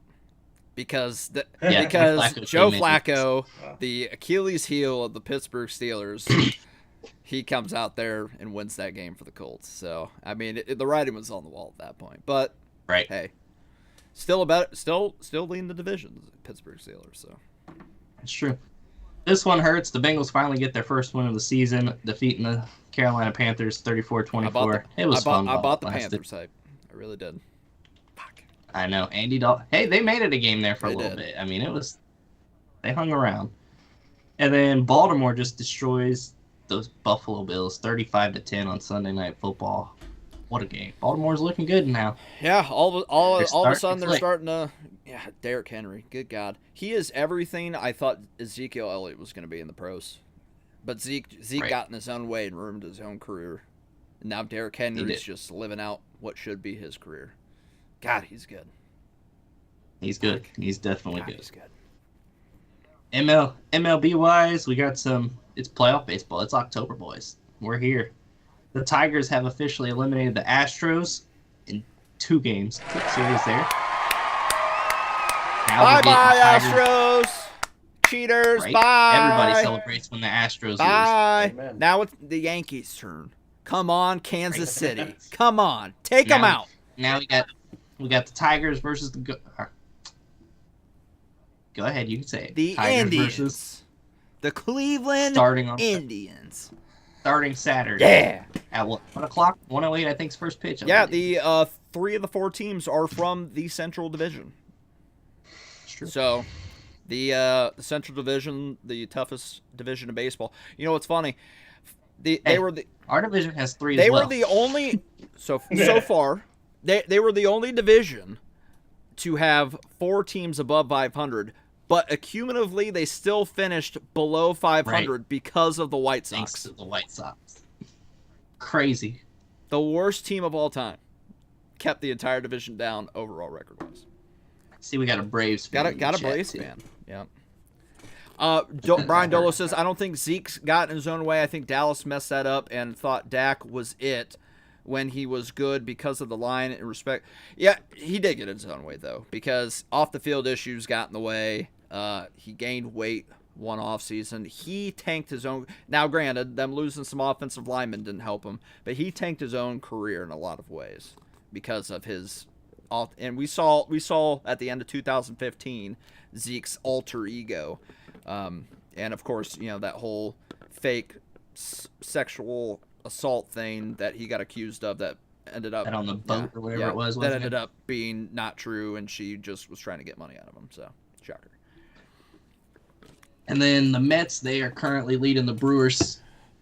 The score is 3-1. They lead the series 1-0. So if they can hold on to win this, they will advance to play my Phillies starting Saturday at 4:08. That could be a great one. I'm not looking forward to that. That could be a great one. I think the Phillies have a nice nice path to the World Series. I really do. Now, if we could just get the Yankees out of the way, I think we will too. And then it could be me versus Ryan. Me and Travis versus Ryan for all the fucking marbles, baby. All the marbles. We could get there. I'm hoping. The Buckeye Bro Show battle to the death. Who wins? Ooh. Hey, maybe if that World Series happens, we'll have to make a game. I'd love it. I want to so bad. We'll see. They say, can both teams lose, Philly and the Mets? I'm fine with the Mets losing. Just change Phillies to the Braves. Hey, listen, Ryan's a new Phillies fan. Ryan's a new Phillies fan. He's still getting in the mojo of it all. I gotta find that. I have that picture somewhere. I gotta find your little contract you signed. I did sign a contract. I still have it. I still got it. You should frame that. I probably will. I will when we win the World Series this year, it'll be going. You can next year. Let us have one. I told you could have the next 3. Let us have one. That's fine if we can actually make that happen. Please. The Week 10 is god-awful. It's like the AFC North. The AFC North has been one of the best divisions in the NFL for a while. It's not right now, but it has been for a long time. That wasn't the dish you thought it was, Deanna. That wasn't the dish you thought it was. Anyway, go ahead, Red. And then the Padres lead the Braves series 1-0. Right now, the Braves lead that game 1-0, but I'm hoping the Padres can come back and take out the Braves. Very funny how those two obviously split the other day, knocking out the Diamondbacks and both getting into the playoffs. Right. And I'm like, man, they got to play the very next day. They're going to be – and then one team is about to sweep and the other team is in a 1-0 hole. And it – How many rings in the AFC North? Well, I mean, if you add it all up all time. 8? 7? 8? Yeah, 6 for the Steelers and 2 for the Ravens. Yeah. Yep. Everyone's hurt. It's okay. Move past. Anyway. And then the last one, I had the Royals were leading the series 1-0, but while this show started, they officially eliminated the Baltimore Orioles. They sure did. 10 games in a row the Orioles have lost in the postseason now. Right. Rough.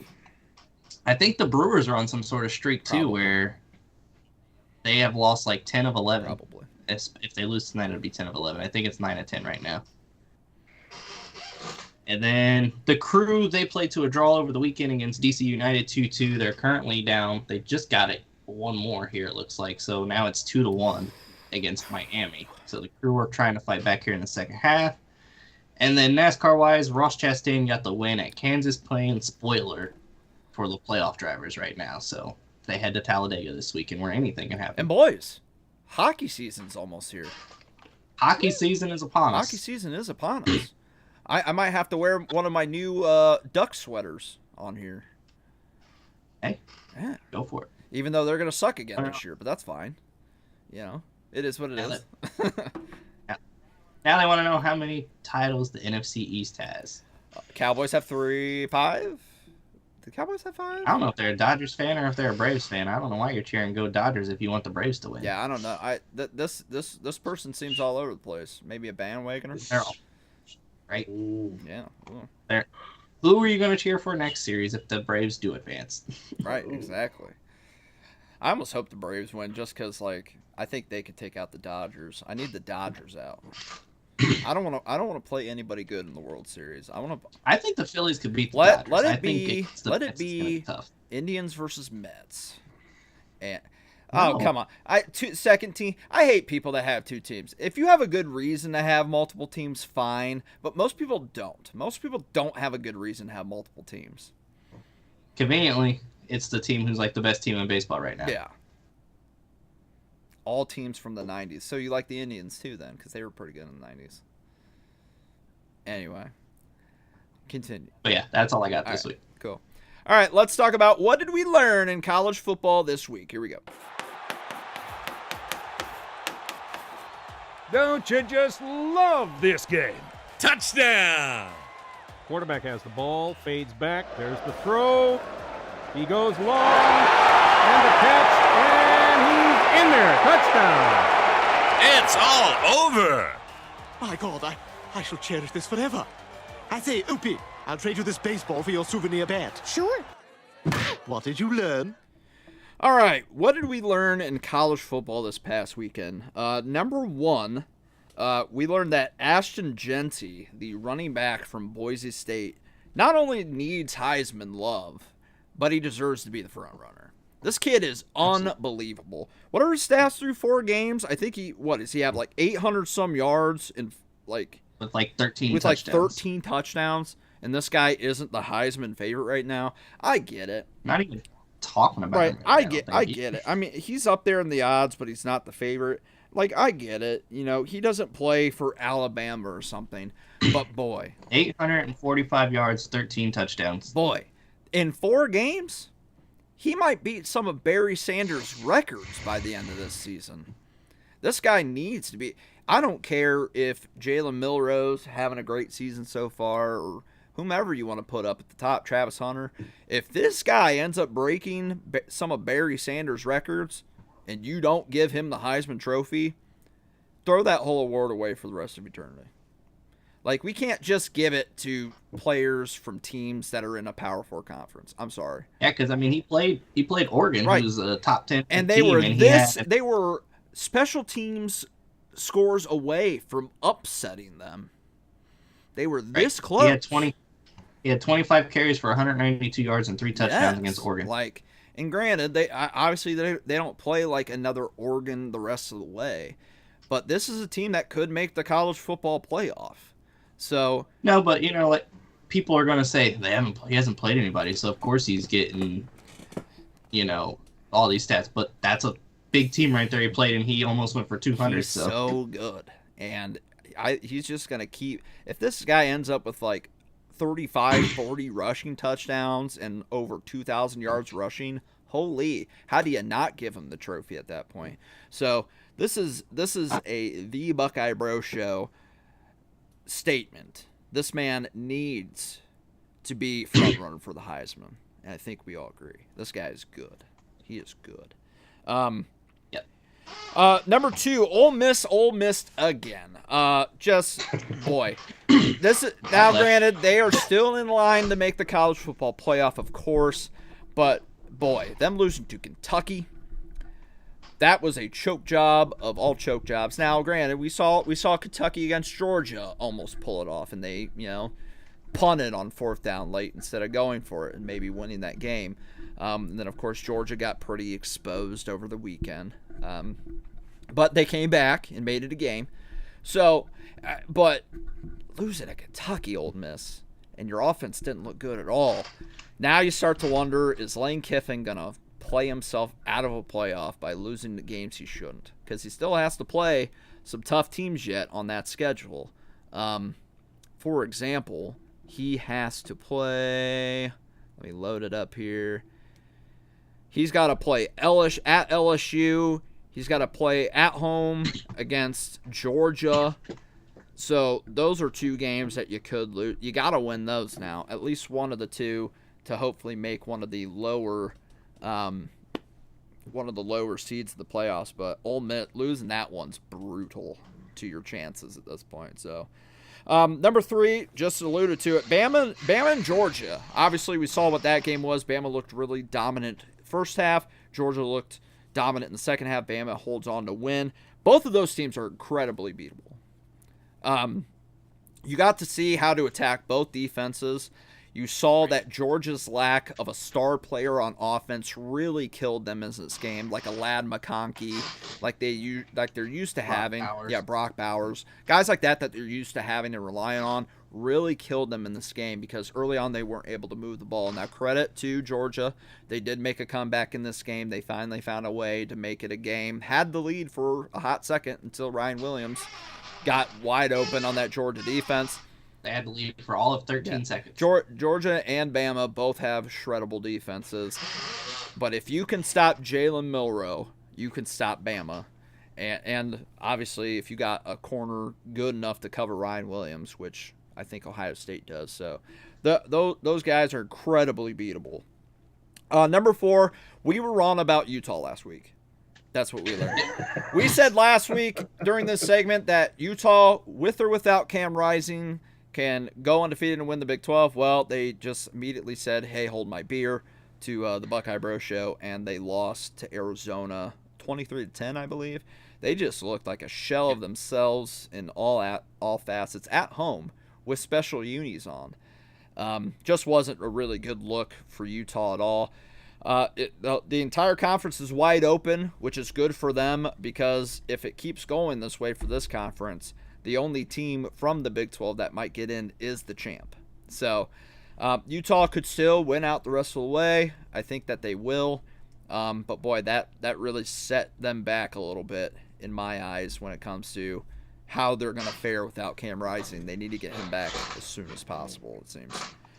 A lot of that was just poor management, though. Yeah, it was. It really was. I still put a lot of that on like coaching and just poor.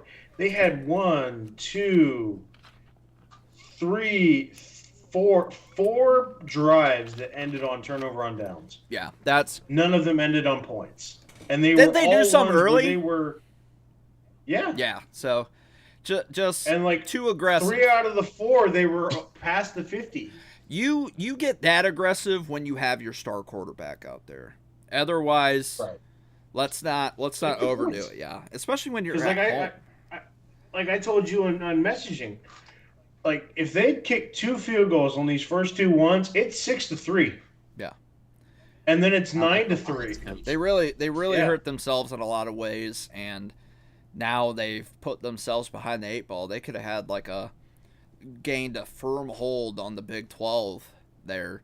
I still think obviously they're going to make it to Vegas for the Big 12 title game, of course, or wherever the hell it's being held at this point. I think it's Vegas. I think they took over the Pac-12 spot there.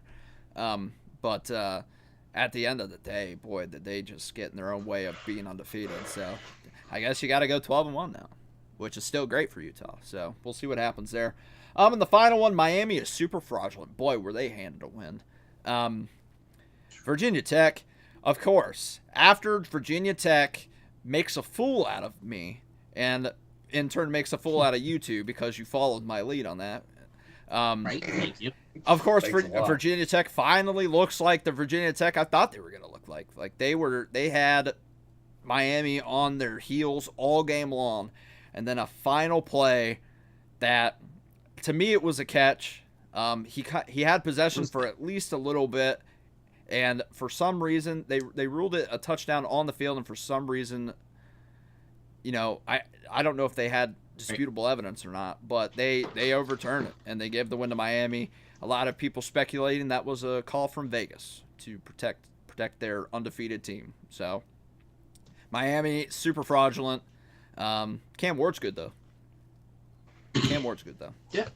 So I think that that was definitely a touchdown. that team's not going to come out unscathed.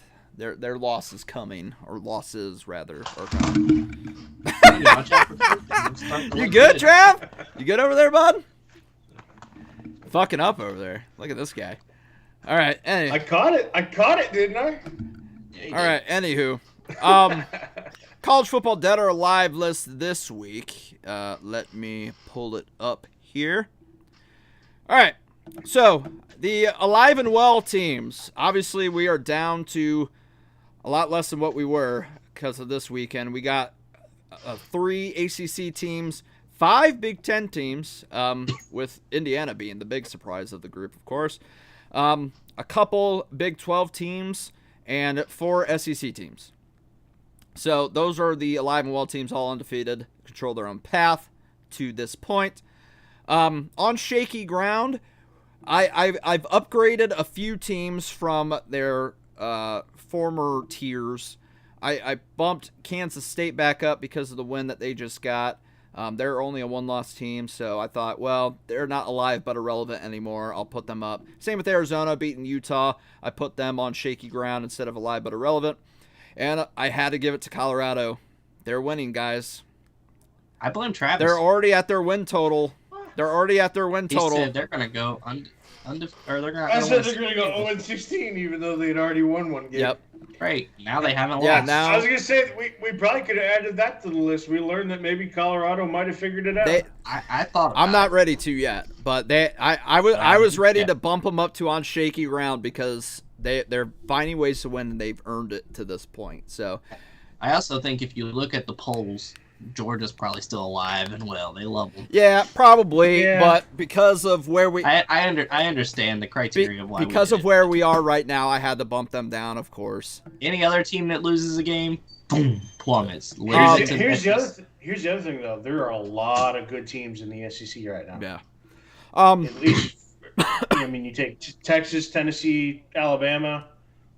Yeah. They might be on the outside. Honestly, I was gonna put that in the. Well, I was gonna make that a hot take, but I might still. Well, never mind. Okay.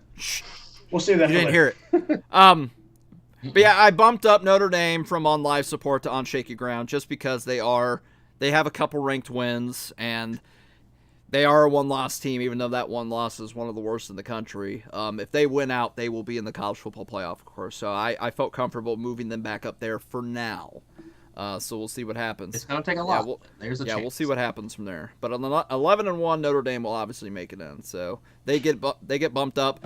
And the rest, the week after I bump them up to on shaky ground, I put them right back where they belong, alive but irrelevant, the Wolverines. Boy, they survived Minnesota. Saved. Yeah. In Washington State, they were alive and well, but of course they lost their first game. Now they're alive but irrelevant because they don't play in a conference that's worthy of being talked about. Of course now, the Pac-2, which will soon be like the Pac-8 or whatever, because they're adding teams now all of a sudden.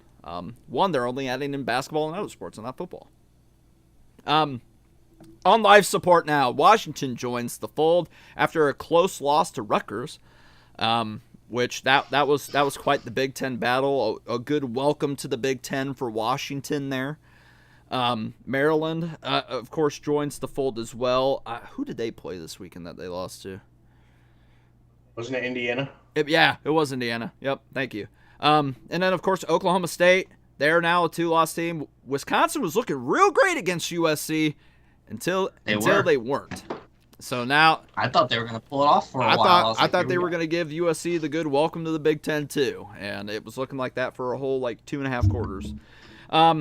Arkansas, North Carolina, Stanford, Sparty, and Cincinnati all join on live support as well. And our 7 new dead teams: Virginia Tech. Damn. Purdue, we expected. Baylor, we expected. Minnesota, this close to keeping themselves on life support, flatlined because of referees. They're dead. Auburn, boy, did they piss away what would have been deemed an upset off a late pick 6 there by former Spartan quarterback Peyton Thorne. Good God, that was atrocious. Wake Forest and UCLA both joined the fold as well. UCLA is about to have an insanely brutal season. I thought Indiana was going to. They're just happy to be here. I thought Indiana was. They're in LA. If you didn't know, the fact that Indiana I thought was going to be the worst team in the Big Ten, and UCLA is just like, nah, that's us. That's us, guy. Like, hey, we're just happy to get a paycheck. So, there's your college football dead or alive list this week. We're gonna go on a quick commercial break. When we come back, Keen's Wrath, Hot Wheels Hot Takes, and the rest of the stuff we're going to talk about on the Buckeye Bro Show on the College Football Dogs Media Network. This is the Buckeye Bro Show on the College Football Dogs Media Network. Yum, yum, get you some. Yum, yum, get you some. Yum, yum, get you some. Yum, yum, get you some. Dano Seasoning, food's favorite flavor. Yum, yum, get you some. I'm Joe Burrito, your favorite burrito. Whoa, whoa. Joe, hey. We all know you're the best. What? You can always do better. Try the new Dano's Hot Chipotle. Hey. Ooh, that's spicy. Yum, yum. Yum, yum, get you some. Icy Breeze is the world's first portable air conditioner and cooler. A premium ice cooler that doubles as an eco-friendly portable air conditioner. This is not a swamp cooler, just blowing air across ice. Over 60 parts and components allow Icy Breeze to achieve what no other product in the world can do. The secret behind the Icy Breeze is an innovative design that circulates chilled ice water through a heat exchanger in the lid, replacing the Freon used in most ACs. Fresh air is drawn from hidden vents in the top of the cooler, pulled across the exchanger, and chilled down to 35 degrees cooler than the outside air. A 3-speed fan control delivers Icy Breeze's dry, cold air up to 25 miles per hour, just like a car AC. And a stay-put flex hose directs the breeze in any direction. Wherever you need it, Icy Breeze helps you beat the heat.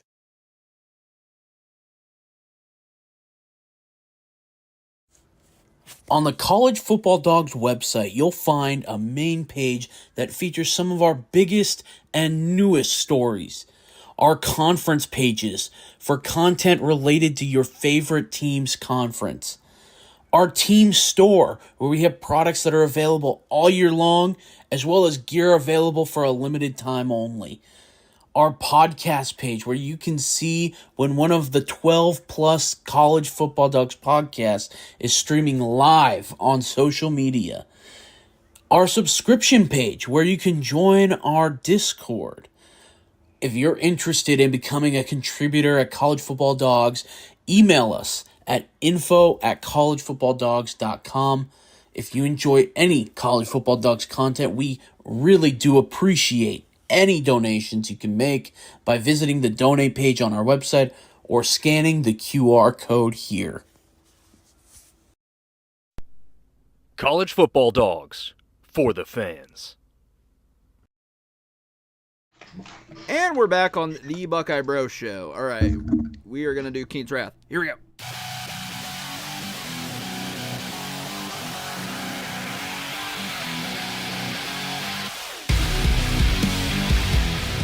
All hail the king. Rule number 1 of the kingdom: don't make the king angry. It's time to find out this week who will feel the king's wrath.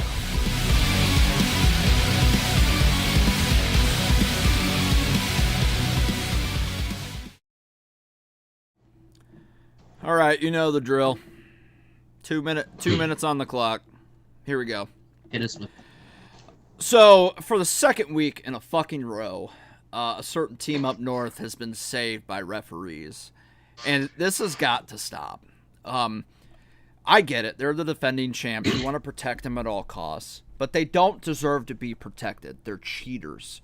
And for the second week in a row, egregiousness unfolds. How in the absolute fuck is this offsides? How is that offsides, boys? Ball. Easy answer. It's not. Ball. On foot. Nobody's across that line. Not a single. The answer is soul. It was some soccer refs out there calling it. Literally. Had to have been, right? Because in soccer, that's offside. And this needs to, another thing that the Wolverines are involved in that needs to promote change. Their cheating got us in helmet comms. That's the only silver lining to the whole thing so far. And now this needs to be a reviewable penalty because this is egregious. This cost Minnesota the game. Now, Wolverine. I was just saying. Go ahead. No, go ahead.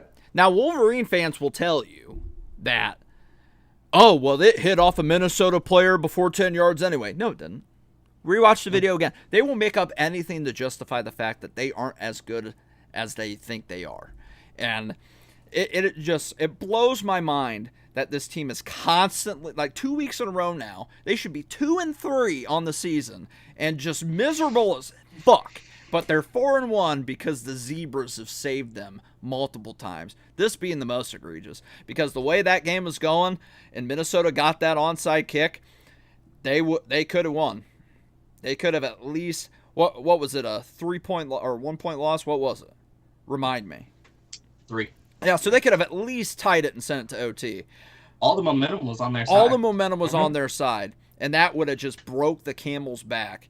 Because, boy, that last touchdown they scored, that was a beauty by that guy. Mm-hmm. That was crazy. Spinning touchdown. But of course, early mistakes ended up haunting them, and that's big reason why they lost. But they would have lost had they not been saved by the refs. Travis, go ahead. Oh, I was just gonna say they actually did make. I don't know what the changes were. I didn't really read up. Yeah, on it, I saw that they were going to start looking at that. Which, hey, great, but that doesn't help them now. You stole a win you stole a potential win from a team. Granted, the Wolverines could have stopped them, but we'll never know because they were driving the ball really well. late in that game. And I was just saying, I don't remember where they recovered it at, but it was pretty damn good field position. Like they could have I think they could have kicked the field goal right where they got it. You know what needs to be done now?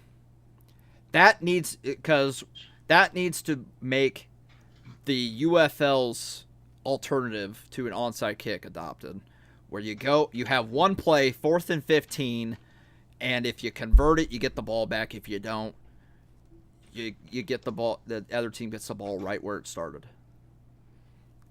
You get the choice then. You're like, well, if we're good at onside kicking, we'll do that. But if we'd rather just run a 4th and 15 play and pick up the first down, we'll do that. I would be totally okay with college football having that. I just need the old overtime rules to come back. That's all. Please. Yeah, please. How about hot takes? You ready? Yeah.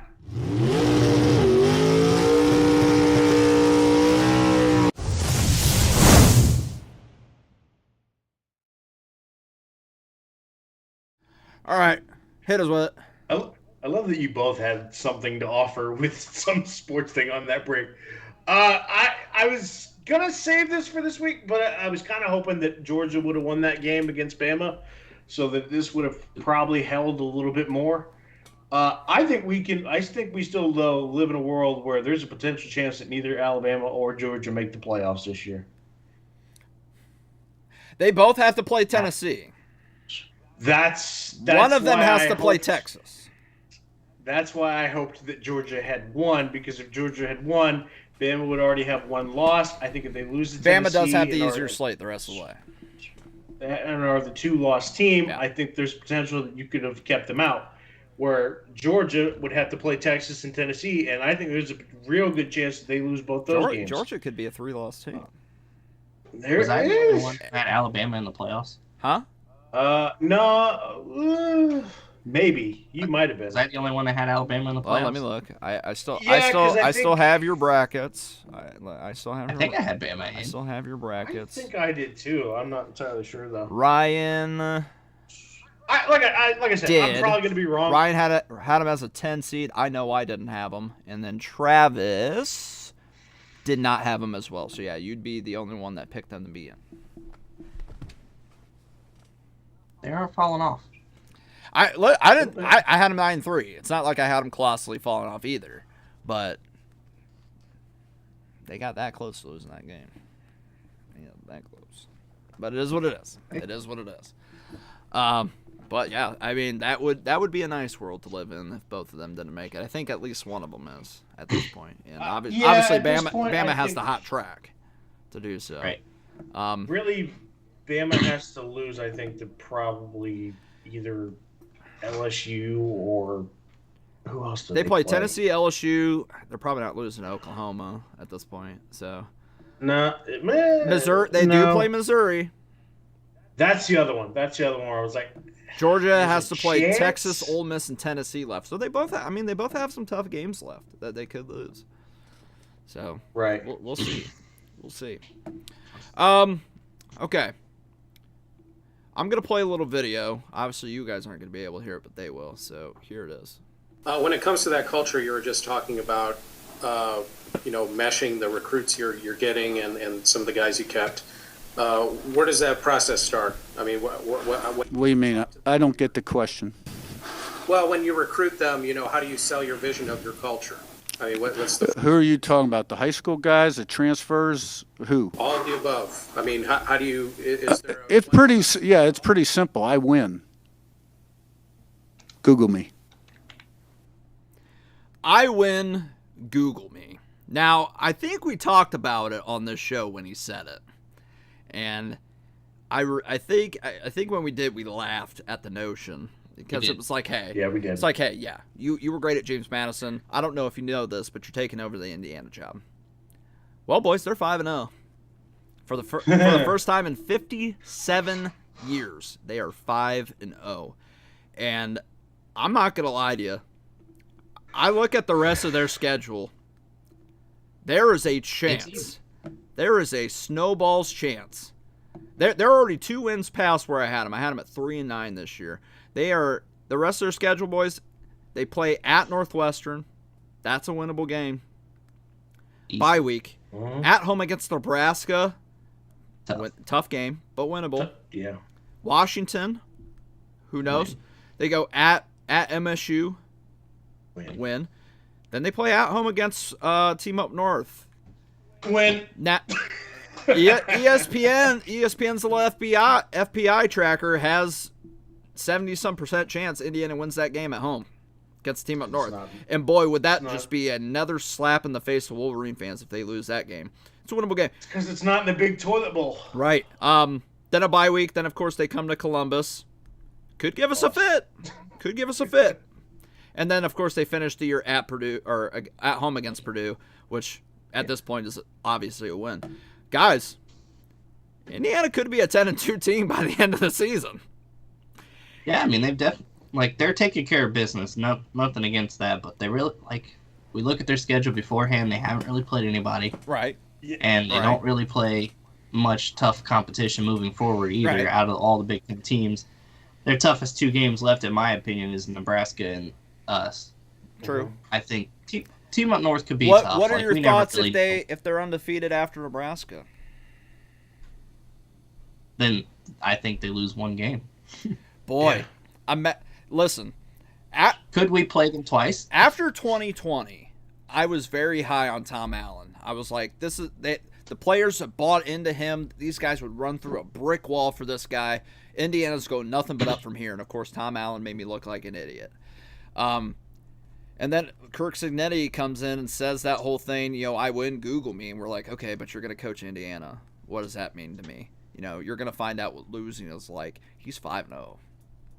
And that schedule is very favorable outside of a few games. At worst, 9-3 for Indiana? Yeah. That's a big win. And honestly, Indiana fans, I hate the Berkshire Bowl because I know they're on. I've seen videos. They're like, I saw Indiana fans crying after that Maryland win because that's just how elated they are that their team is like solid right now. First time they've ever scored like 77 points in a game this year. Right. First time they've been 5-0 in 57 years. Like this is so far an historic season for the Indiana Hoosier football program. I hate the Berkshire bubble. This guy might not be around much longer if he pulls this off. If he gets them, snatching him up. If he somehow even gets them to Indianapolis, he's gone. Somebody's getting him next year. Some bigger name program's getting him next year. Unless he decides to say, hey, I want to stay here for a little bit. Then Hoosier fans are blowing their collective loads because of how happy they are. But are they making – is Indiana legit? Are they legit now? They might be. I think they're a solid team for what they have to play, yeah. God, if they end up beating the Team Up North, even though the Team Up North's not great, right? But if they end up that would be the second time in 5 years that they have beaten the Wolverines. That honestly, and that game being right before the Team Up North game, now I'm starting to be like, shit. I'm like, it couldn't be like a week. They're getting some love. They're ranked finally. Yeah, finally. Too, so. Yeah, it only took 5-0 to get them ranked. But right. If that was an SEC team, the second they saw 2-0, if they beat Nebraska, they will be a top 15 team by that point. And boy, all of a sudden you're gonna have to start being like Indiana playoff hype. Indiana playoff hype. They already have like a 25% chance to make the playoffs. Yeah, it's nuts. So we're gonna definitely keep an eye on that because that's a very interesting. And I know there was some Indiana fan I talked to before the season who was all talking big about Indiana, and I hope that guy never finds me, or else I'm gonna have to eat a lot of crow. I'm really gonna have to eat a lot of crow if that guy finds me.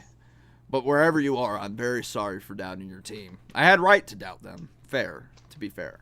But Curt Cignetti might actually be a dude. So, kudos to them. Last topic. So, I saw this, and I was like, holy, like, what are we even talking about here? An alliance? The SEC and the Big Ten have obviously, since this expansion especially, have been, like, in cahoots, right? And they just had a meeting between the two conferences about the future of college football and stuff like that. And they might They might just become partners. Sources in both leagues told ESPN on Monday they would prefer to have potentially 4 automatic bids each to the college football playoff when the new contract begins in 2026. College football playoff leaders haven't determined yet what the playoff will look like beyond this season and next. Some said that they need to know that before making any decisions about future scheduling partnerships, according to Heather Dinich. And one SEC source says, "I'm for anything that gives us the maximum number of postseason opportunities. I don't count bowl games as postseason opportunities," the source said. Which, I get it. I understand that. And while the future college football playoff format is a long way from being determined, guaranteed bids for 8 of the 14 spots, if they go to 14, to the SEC and Big Ten would receive significant pushback from others, of course, and already has, according to Heather Dinich. So what do you guys think? Obviously, we would benefit from this, but what do you guys think? Travis, I'll give it to you first. At 14 teams, I'm not sure that I necessarily agree. I'm conflicted because I get the point, and honestly, with the power of schools that both conferences have, it makes sense, and honestly, it probably should be that way because, honestly, who else are you going to put in there? It really just depends how the expansion pans out in those couple of years. True. I mean, we look at the Pac-12 resurging. Not added anybody that we can really consider a threat. Right. Not in football. I mean, basketball, Right. They added Zaga, so that, that works out for them. Well, basketball has a whole 68 team field. Right, exactly. Very exactly. different, yeah. Which is why I say if they upped it to like 16, and I know once upon a time we were like, oh, God, 12. Ugh. If they expand it to 16, I think you could make the argument to give 8 spots to SEC and a Big Ten. I think, honestly, the way that they had the format for like the bowls, where certain were matched up for certain conferences, I think is what you're eventually going to see end up be the playoff system, sort of. Right. And maybe that'll work out. Maybe it won't. It's never going to work out the way you want it to because somebody's going to bitch. So honestly, does it matter? No. Should they do it? Probably. But no matter what decision you make, it's college football. Someone's going to have a gripe. Someone's going to bitch, and then they're going to change it around and do whatever they want to do. But honestly, again, what conference has a reason to gripe? The ACC is shit. The Pac-12 does not exist right now. The only one that really exists right now is the Big 12. So it's the Big 12 and the ACC. There's 2 automatic bids right there, plus their championship. So let's see. You give 4 for the champions, 8 for the 2 conferences. That's 12, right? That leaves 4 spots open for everybody else. You give 2 to the Big 12 and the ACC, and you give 2 to the bottom independent Group 5. Yeah. There's also talks about like all 4 big conferences just creating one big like college football league. Feel like that's where we've been heading for a long time. Yeah, and now. I mean, you might as well just like not create a whole super league, but just take the group of 5, put them in their own division, like I've said 1,000 times, and then just keep FBS as it is, because those teams are the ones really fighting for it every year anyway, and then let those group of 5 teams play for their own championship, so they all actually have an equal opportunity, and then you could figure out what to do from there. When it comes to who gets what bids and all that crap for the FBS. But, Ryan. Yeah, I kind of agree right there with some of the things Travis said, where at this point, we've kind of seen the SEC and the Big Ten take stranglehold over the college football world with how they've just went and picked and chosen which teams they want to join each conference and make these two big super conferences. So I feel like we've been heading towards a world where the Big Ten and the SEC just swallow up the rest of the good teams and create this super conference that we're talking about. So the fact that they're already trying to talk alliance here and lead towards having 4 automatic bids, I know people can say it's like Big Ten bias, but I don't see an issue with it because I think the best teams come from those 2 conferences anyways. I feel like they don't really even need to have that stamp on it to make it happen. I think it's already going to happen, but to just guarantee it, go ahead. Because like Travis said, the ACC, that's not a good team. There's not really any good teams out there that I can fill outside of whoever wins the conference to get in there. You know, maybe there'll be a year where Florida State can bounce back and be competitive, but like right now, I think Clemson and Miami are the top 2 out of that conference right there. Right. And then you look at the Big 12, you just pull a name out of a hat that week, and that's the best team in that conference. The Pac-12, they're non-existent. Even with the additions they're making, I still don't really believe in that They're conference. just Mountain West revised at Right. that point. So I don't think you really need to force this as a rule because I think automatically these conferences are already going to get this love. If you look at the Big Ten right now, you see Ohio State, you see Oregon, you see Penn State, you see Team Up North, Indiana's getting talked. So that's like 5 teams right there, and I might even be missing somebody that is getting love. And then you look at the SEC, everybody in there. If you just win a game, they're like playoff. Right. So, I mean, they're automatically already getting in. SEC has 8 teams ranked right now, Big Ten 7. Right. So obviously right there, that's the class of the field. Yeah. The only one who's probably going to hurt from this would be the Group of 5 school. Yeah, which, like I said, they should be in their own division anyway. Right. So I'm for and against this. So I'm for this because obviously it benefits Ohio State in some way, right? And I'm for anything that benefits Ohio State in any way. And I'm only also for this if it sticks to 4 per.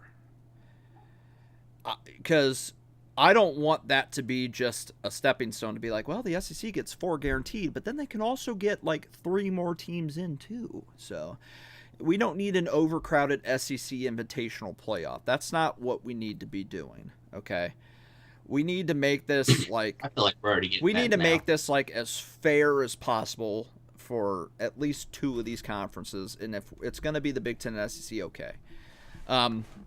But like I said before we even expanded to what we're at now, I said they should expand it to 8 and make sure that no conference gets more than 3 teams in. So if you want to expand it further and make it only 4 max for a conference, I'm cool with that. I'm cool with that.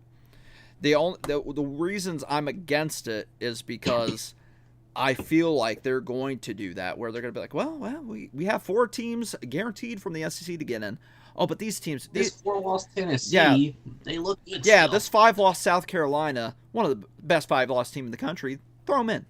You know, there needs to be parameters put in place if you're going to do this. I think 4 might be a little much. I think 3 would be the perfect number. And then, unless circumstances call for it, like if you run out of 2-loss teams and there's a 3-loss SEC team that would be next in line, then you break it just for that. Or a 3-loss Big Ten team, that's really great. But there shouldn't be any 3-loss teams in this playoff, ever. Unless something crazy happens to where it warrants it. And there shouldn't be more than like 3 teams per conference in this playoff, ever. We're not... I'm not going to live in a world where this is getting stacked in the SEC's favor every fucking year. It can't happen. And if the SEC and Big Ten are going to work together, my thing for the Big Ten side of things would be wary of working with them. Make sure that they're not just going to reap the benefits from this and half the field ends up being SEC teams because of it. Make sure you get in writing that it's going to be even number for both conferences and let the rest of the chips fall where they may after that. Like, if you want both teams who make the Big Ten title game to be guaranteed a spot, fine. Both teams that make the SEC title game guaranteed a spot, fine. Then, like, the next best 1 or 2 teams from each conference guaranteed, fine. It'd probably end up being that way anyway, but no more than that. I don't want to see 6, 7, 8 SEC. I don't want to see 6, 7, 8 Big Ten teams in there either. It needs to be even in some retrospect. And the other conferences, like the ACC and Big 12, they're going to need guys in there too. So they got to figure that part out. But I'm for or against it for different reasons. But I just feel like this is an SEC move more than it is Big Ten trying to make sure they get like infinite, like the SEC source said. I want to make sure we get a maximum of people in the postseason. I don't consider bowl games postseason. Well, I'm sorry. If you have like a bunch of 4-loss teams, they don't deserve to play for a national championship. They sucked enough to lose 4 games. Sorry. This isn't the NFL. Yeah, this isn't the NFL. Losses have to matter in college. So, you can lose a game or 5, 6 in the NFL and still make the playoffs the way it's set up. That's not how this is going to be. So, yeah, this isn't WWE. Wins and losses matter. Right. Unless we're heading towards a... You're muted, Travis. I couldn't hear you. But I knew that'd get a reaction. Unless we got a mini... Or AEW. Yeah, unless we got a mini NFL here where the Big Ten's going to be one conference and the SEC is going to be another. We're just playing for a national championship. Then you have equal teams from each side make a playoff. Fine. That would be the way. But if we're going to keep it as is... like I said, I see it eventually we're getting to a spot where we just swallow up the rest of the good teams, and then that's just that. We might. I don't know. All right, rapid fire picks. Here we go.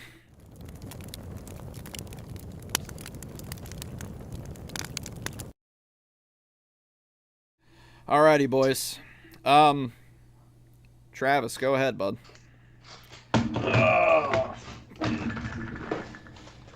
Well, you know what this means. When you put the belt over your shoulder, you know you had a good week. And Travis had the best week out of us all.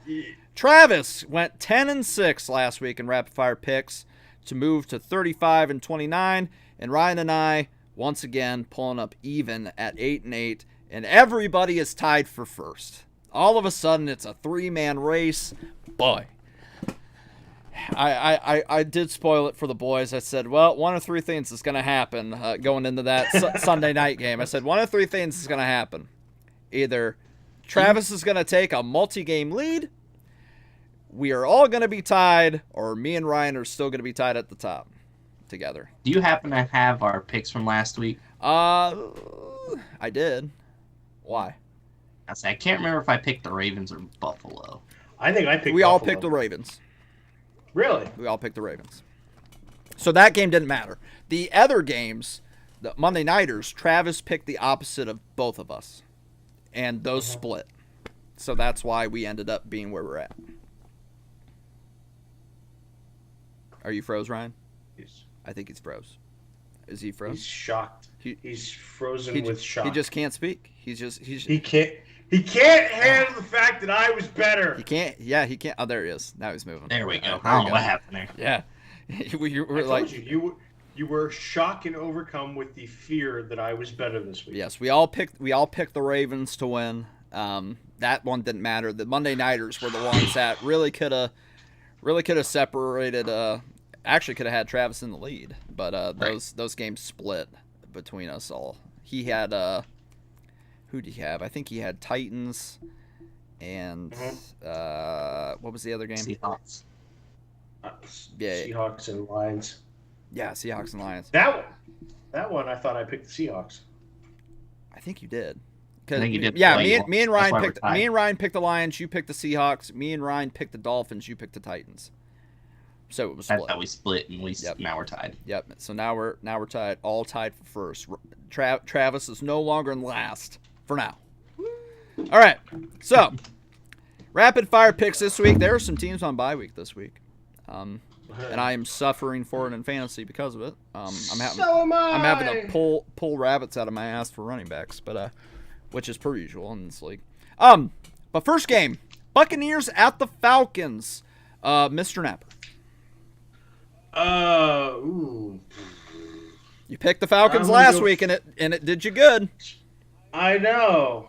I'm gonna say Bucks on this one though. Bucks over Falcons for Mr. Napper. I too have the Bucks over the Falcons, Mr. Hill. Yeah, I got the Bucks as well. Bucks over the Falcons, straight down the line for your We're Buckeye still tied after Bros. tomorrow. Still tied. All right. Jets at the Vikings, Mr. Hill. I'm going Vikings. Vikings over the Jets, Mr. Napper. It's in London. Oh yeah, it is. All right. Last time Aaron Rodgers was there, he lost. So he gets revenge and got for injured. the Jets. Oh, he's taking the Jets. All right. Well, I hope you're right for a lot of reasons. I don't have that faith. I'm taking the Vikings over the Jets, unfortunately. Alex needs something happy to happen to one of his favorite people overseas. Amen. Because Aaron Rodgers hurt his thumb in that game, and it ruined the rest of our season. That game was going to be played at Tottenham Hotspur Stadium. God. And then Jordan Love got hurt in Brazil. Yep. My man needs some happiness. Yeah, I really do. I really do. Your overseas games, I fucking hate. Panthers at the Bears. I'm unfortunately taking the Bears very reluctantly, Mr. Napper. I am too. Bears over the Panthers for Mr. Napper. Ryan. Yep, me too. Okay, straight down the line. Bears for your Buckeye Bros. Colts at the Jags. Ryan. I don't know who the quarterback's going to be for the Colts. Probably Flacco. I'm going Jags with the upset. Okay, Jags over the Colts for Ryan in this one. Not a bad pick. I mean, would be a good time to get their first win of the year. They almost beat the Texans last week. So They sure did. It was a battle. Of course, C.J. Stroud doing C.J. Stroud things. Travis. I also don't know who the quarterback is going to be. Probably Flacco, right? You would think so, but they're saying it's like day to day for Richardson, so I'm honestly not sure, which is why I'm also going to take the Jags. I'm going to take the Colts, just because I believe in Joe Flacco. Clap, clap. And I think he's going to be the one starting this game, so I trust him way more. Jags are going to get a win eventually. Yeah, Jags are going to get a win eventually. And it could be this one for sure. Dolphins at the Patriots. I am taking the Patriots in this one. Ryan. I'm taking the Dolphins. Dolphins over the Pats for Mr. Hill. I have more belief in your team than you. Haha. In my defense here, I'm picking against us, so if we win, I'm happy because we got the win. If we lose, then I'm happy because I got a rapid fire pick right. That's fair. Travis. I'm actually going to take the Dolphins too. Dolphins over the They Pats. both suck. This could be a 0-0 tie. Yeah. Please, I don't want to have to deal with ties again. Last year was so nice not dealing with the tie. Don't put that into fruition, please. Ravens at the Bengals, Mr. Napper. Ravens. Mr. Hill. Going with the best team in football, Baltimore. Okay. I don't know if they're the best. Are they leading their division? They're not yet, but they will be. I too am taking the Ravens. Would be Don't forget, they were my Super Bowl pick. Yeah, that's true. Yeah, that's your fault. Maybe Joe Burr will have a great game. Who knows? Browns at the Commanders. I'm taking the Commanders. I'm done believing in the Browns, Mr. Hill. Done with the Browns. Taking Commanders. Mr. Napper. I never believed in them, so Commanders. That's fair. Straight down the line for your Buckeye Bros. I know better. That's true. Every time I picked them, they've lost, and every time I went against them, they've won. This is a crazy 1 p.m. game that probably should be a night game. Bills at the Texans, Mr. Napper. Yeah, I don't understand who was in charge that didn't flex that. Because you look at the 4 o'clock games. Give me the 1 o'clock game. I don't even. We shouldn't be the 4:25 game against the Rams. Put us at the 1 o'clock. Right. Put this one on its own time slot. You're only the 4:25 because it's at the Rams, I think. Yeah, probably. Or even like Giants. Yeah, that's probably true. Or even Giant Seahawks. They literally put all the West Coast teams on the 4 o'clock schedule. Yeah, which makes sense realistically, obviously, but. But you're right. This should have been on that. They should have been a later list. one for sure. I'm gonna take. Oh, this one's hard. I'm gonna take the Bills. I think they bounce back this Bills one. over Texans. Okay, not a bad pick. Mr. Hill. Taking the Texans. Texans over the Bills. I'm going to take the Texans too. Obviously, like so far, this has been a little harder of a season for C.J. Stroud. You know, it's a sophomore year. But he hasn't really had he had one bad game, of course, so far, which was the only loss that they have. But I think C.J. Stroud is navigating it pretty well. I'm going to take the Texans in this one. It's going to be a close one, though, because the Bills are way better than I expected them to be. So, Raiders at the Broncos, Mr. Napper. Oh God.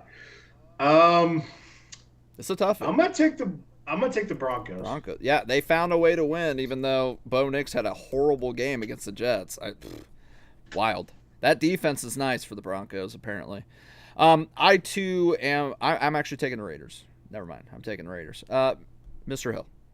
I'm taking the Broncos. Broncos over the Raiders for Mr. Hill. Okay. Cardinals at the 49ers, Mr. Hill. 49ers. 49ers, Mr. Napper. 49ers, and I too am taking the 49ers straight down the line for your Buckeye Bros. Giants at the Seahawks. This will probably be unanimous too. I'm guessing I'm taking the Seahawks, Mr. Napper. Seahawks all the way. Granted, the Giants did beat the Browns, but what does that mean anymore? You know, what does that mean? It's like beating 2016 Browns. They're coming off a bye week, I believe. So, Packers at the Rams. I believe in Jeff Hafley. Clap, clap. They are going to bounce back this week and beat the Rams, Mr. Hill. This is my lock of the week. Oh. Taking the Green Bay Packers. Oh. Lock of the week! And he's taking the Packers. Thank you. It all depends on Jordan Love's health. I just figured you'd appreciate that. I don't care who's the quarterback. They're winning. And hopefully he'll wear an Aaron Rodgers jersey before the game, so he'll not throw any picks. Oh, well, if he throws an Aaron Rodgers jersey, he's only going to score like 6 points the whole game. I mean, you might not be wrong. But this is a winnable game for the Packers. They gotta keep pace in this division right now. So Packers for Ryan and Mr. Napper. Also Packers. Packers straight down for your Buckeye Bros. I like you guys. You guys are my friends this week. Cowboys at the Steelers, Mr. Napper. I want to believe in my team. I do think that they could fully win this game. However, I'm really concerned about defense right now. And that Cowboys offense is pretty good when it's clicking. I'm going to take the Cowboys and hope I'm wrong. Fair. All right, Mr. Hill. I'm just excited that this is the Sunday night game, so I get to go to bed early. But it worked for me last week. I'm going to try it again. Taking the Steelers. Steelers over the Cowboys for Mr. Hill. Wow, he has more belief in your team than you do. I don't know. It's just if I pick them, they lose. So I'm picking the Cowboys as well. It'll be a close one. I think Justin Fields is going to have another good game where he shows more growth, and this is just a tough team to beat. So 3-2 for the Steelers won't be bad. It's a better start than what a lot of people thought. So they're missing a lot of starters. That's the only thing for the Cowboys is they're missing a lot of starters, and the Steelers could take advantage of that for sure. Just throw away from Steelers win games they're not supposed to, and they lose games they're not supposed to. I wish he was wrong, but he's not. That's fair. And then what could be a good Monday nighter, maybe. Depends on what Saints team shows up. The Saints don't have a double header. Right, thank God. Thank God. The Saints at the Chiefs. I am, of course, taking the Chiefs because the NFL will not let them lose right now, Mr. Napper. I ain't no dummy. Chiefs. Mr. Hill. I got the Chiefs too, but we're all going to probably look like dummies now. I hope. I hope so. I would love to see the Chiefs finally lose a game. That's how I end up looking like a dummy. There's worse ways I can look like a dummy. The Chiefs got to lose a game at some point, right? Yes. Good God. I don't know. Let me check the script. They play the Patriots. Yeah, let me check the script. I love that. All right, well, we're in Webs. Here we go. 3, 2, 1.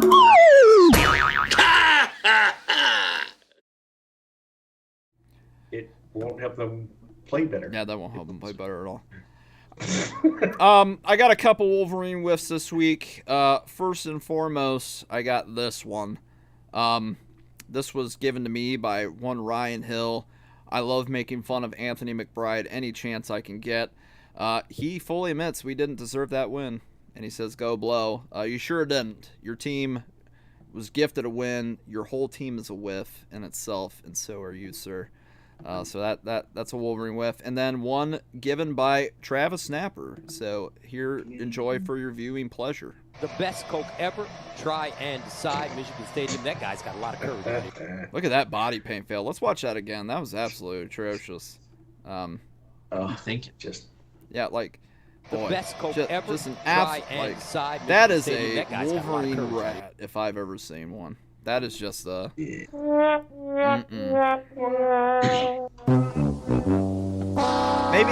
look at the forecast next time. Right. Yeah. Or get some paint that doesn't wash off so easily. I don't know. All right. Well, we are at 10:03, so about what I figured we'd be after this show. But we are on the College Football Dogs Media Network. We've got a lot of great shows on this network, like the Big Ten Backers. They are on every Tuesday and Thursday at, I believe, 9:30 p.m. Let me double check to make sure that is the case. Yes. And the Golden Boot, of course, they're on every Monday and Friday at 8:30 p.m.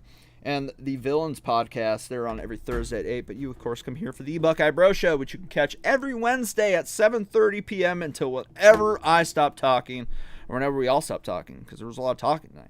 There's a lot tonight. So we were 30 minutes past. It's the season. I expect to be 30 minutes past at this point. We had a guest tonight, too, so...